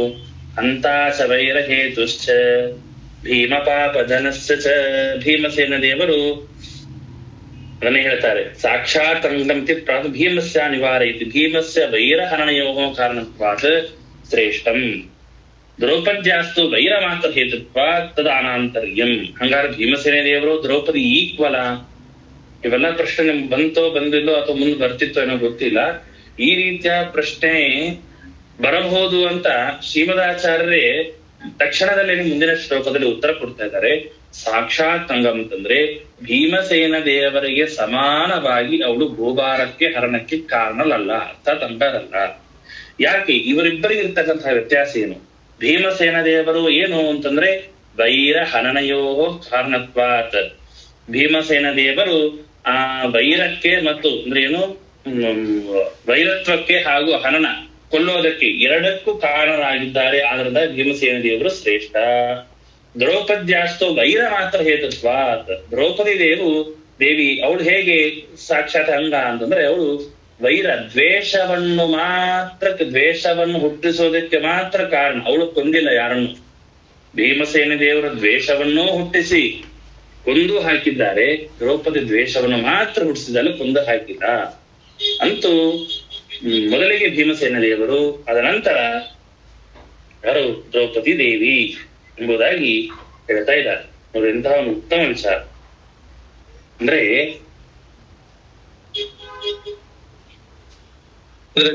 ಇಲ್ಲಿ ದ್ರೌಪದಿ ಮಹಾಭಾರತ ಸಂಘದಲ್ಲಿ ಬರ್ತಾರೆ ಒಂದ್ಸರಿ. ಅಂದ್ರೆ ದುರ್ಯೋಧನ ಇಂದ್ರ ಇದ್ರಲ್ಲಿ ಹೋಗ್ತಾ ಇರ್ತಾನೆ, ಬಿದ್ದೋಗ್ತಾನೆ. ಅಲ್ಲಿಂದ ಸ್ಟಾರ್ಟ್ ಆಗತ್ತಲ್ಲ ಮಹಾಭಾರತ. ಸೊ ದ್ರೌಪದಿ ಮಾಡುವಂತ ಇನ್ಸಲ್ಟ್ ಗೆ ಅವನಿಗೆ ಇಷ್ಟು ಸಿಟ್ಟು ಬಂತು, ದುರ್ಯೋಧನ ಇಷ್ಟೆಲ್ಲ ಗಲಾಟೆ ಮಾಡ್ಕೊಂತ ಇದಾರೆ ಸರ್. ಹೌದು ಹೌದು. ದ್ರೌಪದಿ ಹೇಗೆ ವೈರಕ್ಕೆ ಕಾರಣ ಅಂದ್ರೆ ಪ್ರಸಿದ್ಧವಾದಂತ ಕತೆ. ದ್ರೌಪದಿ ಭಾರಿ ರೂಪವಂತಲಾದಂತಹ ದ್ರೌಪದಿ ಆ ದುರ್ಯೋಧನ ಹೆಂಡತಿ ಎಲ್ಲ ಏನೇನಿದ್ದಾರೆ ಅವರಿಗಿಂತ ಭಾರಿ ಉತ್ತಮಳವಳು, ಭಾರಿ ಸುಂದರಿ. ಅಂತಹ ದ್ರೌಪದಿಯನ್ನ ದುರ್ಯೋಧನ ಏನ್ ಮಾಡ್ತಾರೆ ಅಂತಂದ್ರೆ ಅವಳನ್ನ ಅದೇ ವಸ್ತ್ರಾಪಹರಣವನ್ನು ಮಾಡ್ತಾರೆ. ವಸ್ತ್ರಾಪಹರಣ ಮಾಡಿದಾಗ ದ್ರೌಪದಿ ದೇವಿಗೆ ಏನಾಯ್ತು, ದ್ರೌಪದಿ ದೇವಿಗೆ ವಸ್ತ್ರವನ್ನ ಎಳೆದು ಅವಮಾನ ಮಾಡಿದಾಗ ಆ ಸಮಯದಲ್ಲಿ ಭೀಮಾದಿ ಎಲ್ಲ ಪಂಚಪಾಂಡವರು ಸಭೆಯಲ್ಲಿ ಇರ್ತಾರೆ. ಸಭೆಯಲ್ಲಿದ್ದಾಗ ಇವಳಿಗೆ ಆಗುವಂತಹ ಅನ್ಯಾಯದಿಂದಾಗಿ ವೈರ ಬಂತು. ಯಾರಿಗೆ? ಭೀಮಸೇನ ದೇವರಿಗೆ ವೈರ ಬಂತು. ಯಾರ ಮೇಲೆ ದ್ವೇಷ ಬಂತು? ದುರ್ಯೋಧನಾದಿ ಕೌರವರ ಮೇಲೆ ದ್ವೇಷ ಬಂತು. ಅದಕ್ಕೆ ಕಾರಣ ಯಾರು ಅಂತಾದ್ರೂ ದ್ರೌಪದಿ ಅಂತಾದ್ರು. ದ್ರೌಪದಿ ಬಹಳ ಚೆನ್ನಾಗಿದ್ದು, ಬಹಳ ಸುಂದರವಾಗಿದ್ದು, ಅವಳನ್ನ ಸಭೆಗೆ ತಂದು ವಸ್ತ್ರಾಪಹರಣವನ್ನು ಮಾಡಿದಾಗ ಏನಾಯ್ತು, ದ್ರೌಪದಿಯ ಮೂಲಕವಾಗಿ ಭೀಮಸೇನ ದೇವರಿಗೆ ವೈರತ್ವ ಬಂತು. ದ್ರೌಪದಿ ದೇವಿನೇ ಇಲ್ಲ ಅಂತ ಇದ್ರೆ ವೈರತ್ವ ಬರ್ತಾ ಇರಲಿಲ್ಲ. ಅದನ್ನೇ ವೈರ ಹೇತು ಅಂತ. ವೈರ ಮಾತ್ರ ಹೇತತ್ವ. ದ್ರೌಪದಿ ದೇವಿ ಏನ್ ಮಾಡಿದಾಳೆ, ಭೀಮಸೇನ ದೇವರಿಗೆ ಟ್ರಿಗರ್ ಮಾಡಿದಾಳೆ. ಇವ್ರು ನನ್ನನ್ನ ಅವಮಾನ ಮಾಡಿದ, ಇವ್ರನ್ನ ಕೊಂದು ಹಾಕಬೇಕು ಅನ್ನೋ ತರ ಅವಳು ದ್ರೌಪದಿ ದೇವಿ ವರ್ತನೆ ಮಾಡಿದ್ದಾಳೆ.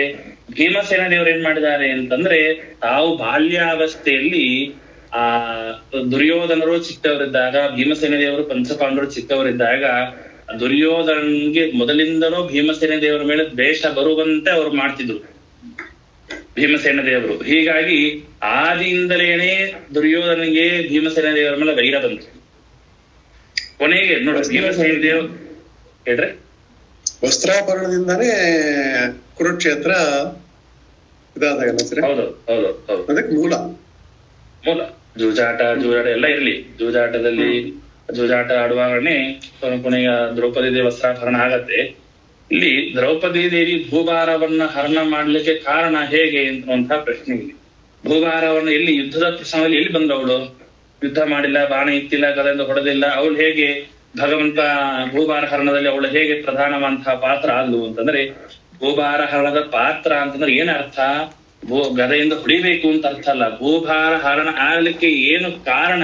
ದುರ್ಯೋಧನಾದಿಯನ್ನು ಕೊಲ್ಲೋದಕ್ಕೆ ಯಾಕೆ ಯುದ್ಧವಾಯಿತು? ಅದಕ್ಕೆ ಏನು ಕಾರಣ? ಅಲ್ಲೊಬ್ಬ ಸ್ತ್ರೀಗೆ ನಡೆರತಕ್ಕ ಅನ್ಯಾಯ. ಆ ಅನ್ಯಾಯ ಆಯ್ತು. ಅದರಿಂದಾಗಿ ಪಂಚಪಾಂಡವರು ವಿಶೇಷವಾದಂತಹ ಕೌರವರ ಮೇಲೆ ದ್ವೇಷ ಬಂತು ಪಂಚಪಾಂಡವರಿಗೆ. ಹೀಗಾಗಿ ಅವರು ಮತ್ತೆ ಒಂದು ಹೆಚ್ಚಿನ ಪ್ರಮಾಣದಲ್ಲಿ ಯುದ್ಧವನ್ನ ಮಾಡ್ಲಿಕ್ಕೆ ಹೊರಟರು. ಹೀಗೆ ಭೀಮಸೇನ ದೇವರು ಎರಡನ್ನೂ ಮಾಡ್ತಾರೆ, ವೈರ ಹಾಗೂ ಹನನ. ದ್ರೌಪದಿ ದೇವಿ ವೈರ ಮಾತ್ರ ಎಂಬಂತಹ ಉತ್ತಮವಾದಂತಹ ವಿಚಾರವನ್ನ ಇಲ್ಲಿ ಶ್ರೀಮದಾಚಾರ್ಯರು ತಂದಿಡ್ತಾರೆ. ಬಲದೇವಸ್ತತಃ ಪಶ್ಚಾತ್ ಫಲ್ಗುಣಃ ಅರಾವೇಶಾತ್ ಅನ್ಯಥಾತು ದ್ರೌಣಿಃ ಪಶ್ಚಾತ್ ತತೋಪರೇ. ಅದಾದ್ಮೇಲೆ ಭೀಮಸೇನ ದೇವರು, ದ್ರೌಪದಿ ದೇವಿ ಇವರಾದ್ಮೇಲೆ ಯಾರು ಅಂದ್ರೆ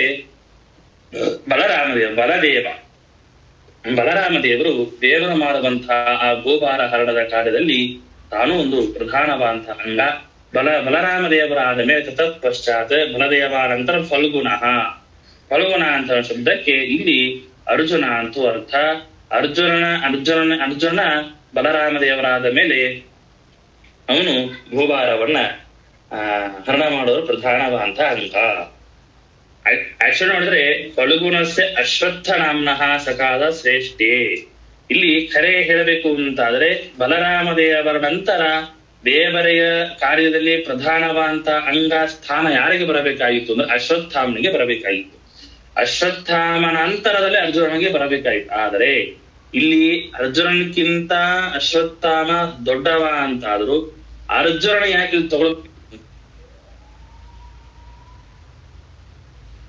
ಅರ್ಜುನನಲ್ಲಿ ವಿಶೇಷವಾಗಿ ಶೇಷದೇವರ ಆವೇಶ ಇತ್ತು. ಆ ಶೇಷದೇವರ ಆವೇಶ ಇದ್ದ ಕಾರಣದಿಂದಾಗಿ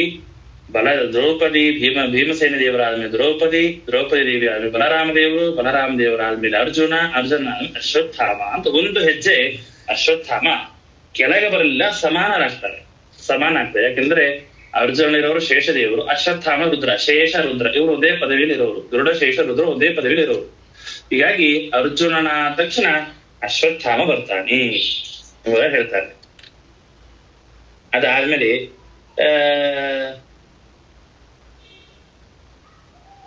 ಅದಾದ್ಮೇಲೆ ಅರ್ಜುನ ಆದ್ಮೇಲೆ ಬೇರೆ ಎಲ್ಲರೂ ಕೂಡ ಅವರಾದ್ಮೇಲೆ ನರಾವೇಶ ಅನ್ಯಥಾತು ಧೋಣಿ ಪೃಷ್ಠ ತಥಾ ಪರೇ. ಅದಾದ್ಮೇಲೆ ಭರತ, ವಾಲಿ ಇವೇ ಮೊದಲಾದಂತ ಎಲ್ಲರೂ ಕೂಡ ಒಬ್ಬರಾದ್ಮೇಲೆ ಒಬ್ರು ಬೇರೆ ಬೇರೆ ಎಲ್ಲರೂ ಕೂಡ ಏನಂತಾರೆ ನರಾವೇಶ ಅನ್ಯಥಾತು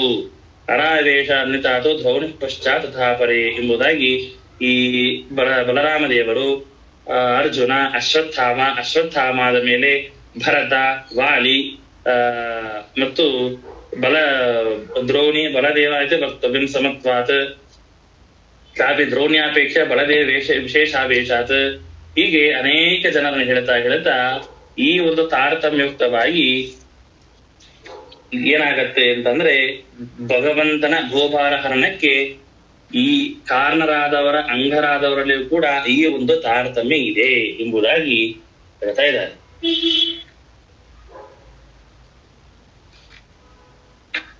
ರಾಮವಜ್ಜಾಮವತ್ಯಾದ್ಯ ಶಿಟ್ಟತೋರೆ ವತೀತಥಾ.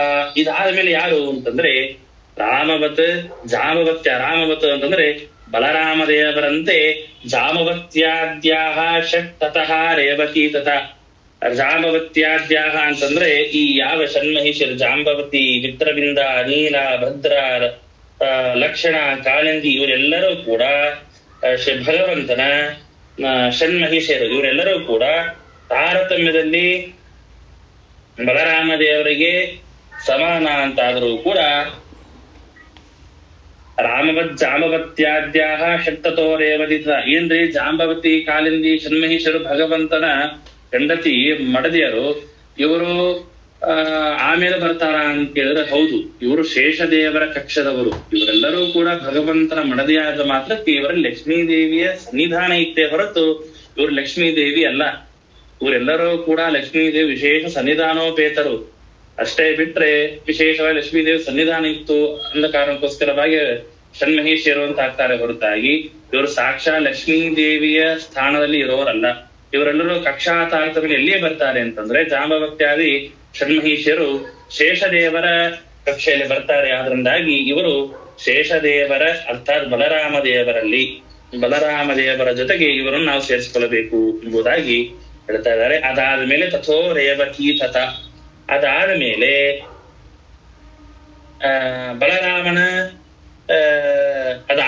ಬಲರಾಮನ ಹೆಂಡತಿಯಂತಹ ರೇವತಿ ಇವಳು ಭಗವಂತನ ಭೂಭಾರ ಹರಣದ ಈ ಕಾರ್ಯದಲ್ಲಿ ಅವಳು ಈ ತಾರತಮ್ಯದಲ್ಲಿ ಷಣ್ಮಹಿಷೇರಿ ಆದ್ಮೇಲೆ ರೇವತಿ ಬರ್ತಾಳೆ. ಲಕ್ಷ್ಮಣೋ ಹನುಮತ್ ಪಶ್ಚಾತ್ ತಥೋ ಭರತ ವಾರಿಣೋ. ಇಷ್ಟು ನೋಡ್ರಿ, ಇಲ್ಲಿಯವರೆಗೆ ರೇವತಿ ತಥಾ ಅಂತನೋದವರೆಗೆ ಈ ಕೃಷ್ಣಾವತಾರದಲ್ಲಿ ಭಗವಂತ ಭೂಭಾರ ಹರಣವನ್ನು ಮಾಡುವಂತಹ ಪ್ರಸಂಗದಲ್ಲಿ ಒನ್ ಬೈ ಒನ್ ಯಾರು ಹೆಚ್ಚು, ಅವ್ರಿಗಿಂತ ಕಡಿಮೆ ಆದವ್ರು ಯಾರು ಅಂತ ಹೇಳ್ತಾ ರೇವತಿಯವರೆಗೆ ತಂದಿಟ್ರು. ಈಗ ರೇವತಿ ಷಣ್ಮಹಿಷಿಯರು, ಅದಾದ್ಮೇಲೆ ರೇವತಿ ಷಣ್ಮಹಿಷರು ಮತ್ತು ಬಲರಾಮ ದೇವರಾದ್ಮೇಲೆ ಅರ್ಜುನ, ಅಶ್ವತ್ಥಾಮ, ಅದಾದ್ಮೇಲೆ ದ್ರೋಣ, ಮತ್ತೆ ಭರತ, ವಾಲಿ ಅಂತ ಹೀಗೆ ಎಲ್ಲರನ್ನೂ ಕೂಡ ಹೇಳ್ತಾ ಹೋದ್ರು. ಆ ಭರತ ಹಾಗೂ ವಾಲಿ ಇವರೆಲ್ಲ ಹೇಳ್ತಾ ಹೋಗ್ತಾ ಇಲ್ಲಿಯವರೆಗೆ ಏನಾಯ್ತು ಅಂತಂದ್ರೆ ಈ ಮಹಾಭಾರತ ಅರ್ಥಾತ್ ಕೃಷ್ಣ ಭಗವಂತನ ಅವತಾರದ ಭೂಭಾರ ಹರಣದ ಪ್ರಸಂಗವನ್ನು ಹೇಳಿ ಮುಂದೆ ರಾಮಾವತಾರದ ಭೂಭಾರ ಹರಣದ ಪ್ರಸಂಗವನ್ನು ಹೇಳ್ತಾರೆ.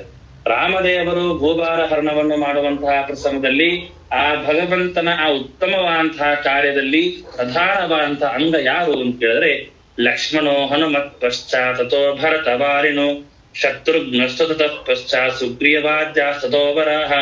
ಆ ರಾಮಾವತಾರನಾಗಿ ಭಗವಂತ ಬಂದು ರಾವಣಾದಿ ಎಲ್ಲ ರಾಕ್ಷಸನ ಸಂಹಾರ ಮಾಡುವಂತಹ ಉತ್ತಮವಾದಂತಹ ಕಾರ್ಯವನ್ನ ತೊಡಗಿದಾಗ ಅಲ್ಲಿ ಪ್ರಧಾನವಾದಂತಹ ಅಂಗ ಯಾರದು ಅಂತಂದ್ರೆ ಹನುಮಂತ ದೇವರು ಮೊದಲಿಗೆ, ಹನುಮಂತ ದೇವರಾದ ಮೇಲೆ ಲಕ್ಷ್ಮಣ ಆದ್ಮೇಲೆ ಭರತ, ಶತ್ರುಘ್ನ, ಭರತ ವಾಲಿ ಅವರಾದ್ಮೇಲೆ ಶತ್ರುಘ್ನ.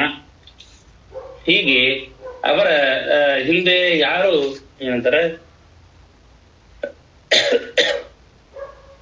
ಲಕ್ಷ್ಮಣ ಭರತ, ಅದಾದ್ಮೇಲೆ ವಾಲಿ ಆದ್ಮೇಲೆ ಶತ್ರುಘ್ನ ಆದ್ಮೇಲೆ ಸುಗ್ರೀವ, ಹೀಗೆ ಇವರೆಲ್ಲರೂ ಕೂಡ ಏನು ಕ್ರಮವಾಗಿ ದೇವರ ಆ ಭೂಪಾರ ಹರಣದ ಕಾರ್ಯದಲ್ಲಿ ಮೇಲೆ ನಿಂತ ಕೆಲವರು ಕಡಿಮೆ ಅಂಗರಾದರು ಎಂಬುದಾಗಿ ಹೇಳ್ತಾ ಇದ್ದಾರೆ. ಶತ್ರುಘ್ನ ಪಶ್ಚಾತ್ ಸುಗ್ರೀವಾದ್ಯ ಸತೋವರಾಹ.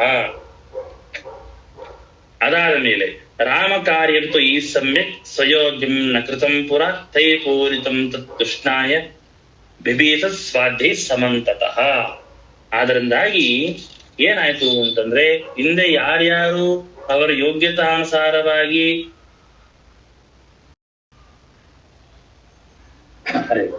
ರಾಮ ಕಾರ್ಯಂತು ಈ ಸಮ್ಯಕ್ ಸ್ವಯೋಗ್ಯಂ ನ ಕೃತಾಂಪುರ. ನೋಡಿ, ಇಷ್ಟರವರೆಗೆ ಹೇಳಿ ಈ ರಾಮಚಂದ್ರ ದೇವರು ಅವತಾರ ಮಾಡಿದಾಗ ಯೈಹಿ ಸಮ್ಯಕ್ ಸ್ವಯೋಗ್ಯಂ ನ ಕೃತಂಪುರ, ಆ ಯಾವ ರಾಮದೇವರು ಅವತಾರ ಮಾಡಿ ಭೂಭಾರ ಹರಣವನ್ನು ಮಾಡುವಂತಹ ಪ್ರಸಂಗದಲ್ಲಿ ಯಾವ ದೇವತೆಗಳು ತಮ್ಮ ಯೋಗ್ಯತೆ ಇದ್ದರೂ ಕೂಡ ದೇವರ ಸೇವೆಯನ್ನ ಸರಿಯಾಗಿ ಮಾಡ್ಲಿಕ್ಕೆ ಆಗ್ಲಿಲ್ಲವೋ ಅವರು ತೈಹಿ ಪೂರಿತಂ ತತ್ ಕೃಷ್ಣಾಯ ಭೀಮಸ್ವಾದ್ಯ ಸಮಂತತಃ ಅಂತ ಎಲ್ಲ ದೇವತೆಗಳು ಕೂಡ ಮತ್ತೆ ಕೃಷ್ಣನಿಗೆ ಸೇವೆಯನ್ನ ಮಾಡೋದಕ್ಕೋಸ್ಕರವಾಗಿ ಎಲ್ಲ ರೀತಿಯಿಂದಲೂ ಕೂಡ ಅದನ್ನು ಫುಲ್ಫಿಲ್ ಮಾಡ್ಕೊಂಡ್ಬಿಟ್ಟಿದ್ದಾರೆ. ರಾಮಾವತಾರದಲ್ಲಿ ತಾನು ಮಾಡಬೇಕಾದಂತಹ ಎಲ್ಲ ಕಾರ್ಯವನ್ನ ಮಾಡಬೇಕು ಅಂತ ಹೊರಟಂತಹ ದೇವತೆಗಳು ಯಾರಿಗೆ ಸಂಪೂರ್ಣವಾಗಿ ದೇವರ ಸೇವೆಯನ್ನು ಸಂಪೂರ್ಣವಾಗಿ ಮಾಡ್ಲಿಕ್ಕೆ ಆಗಲಿಲ್ಲ, ಅವರು ಮತ್ತೆ ಕೃಷ್ಣಾವತಾರದಲ್ಲಿ ಮತ್ತೆ ಅವತಾರ ಮಾಡಿ ಆ ಭಗವಂತನ ಸಂಪೂರ್ಣವಾದಂತಹ ಸೇವೆಯನ್ನ ಮಾಡಿದ್ದಾರೆ. ಸ್ವಲ್ಪ ವಿಷಯ ಜಾಸ್ತಿ ಹೋದಷ್ಟು ಕಠಿಣ ಆಗತ್ತೆ, ಮತ್ತೆ ಮುಂದಿನ ಭಾಗದಲ್ಲಿ ಅಲ್ಲಿ ಏನೋ ಸರಿ ಇದೆಯಲ್ಲ. ಇವತ್ತಿನ ಪಾಠ ಸ್ಪಷ್ಟ ಆಗಿದೆ ಅಲ್ವಾ? ಆಯ್ತು ಸರ್. ಯಾರ ಸಂಶಯ ಏನಾದ್ರು ಹೇಳಿ.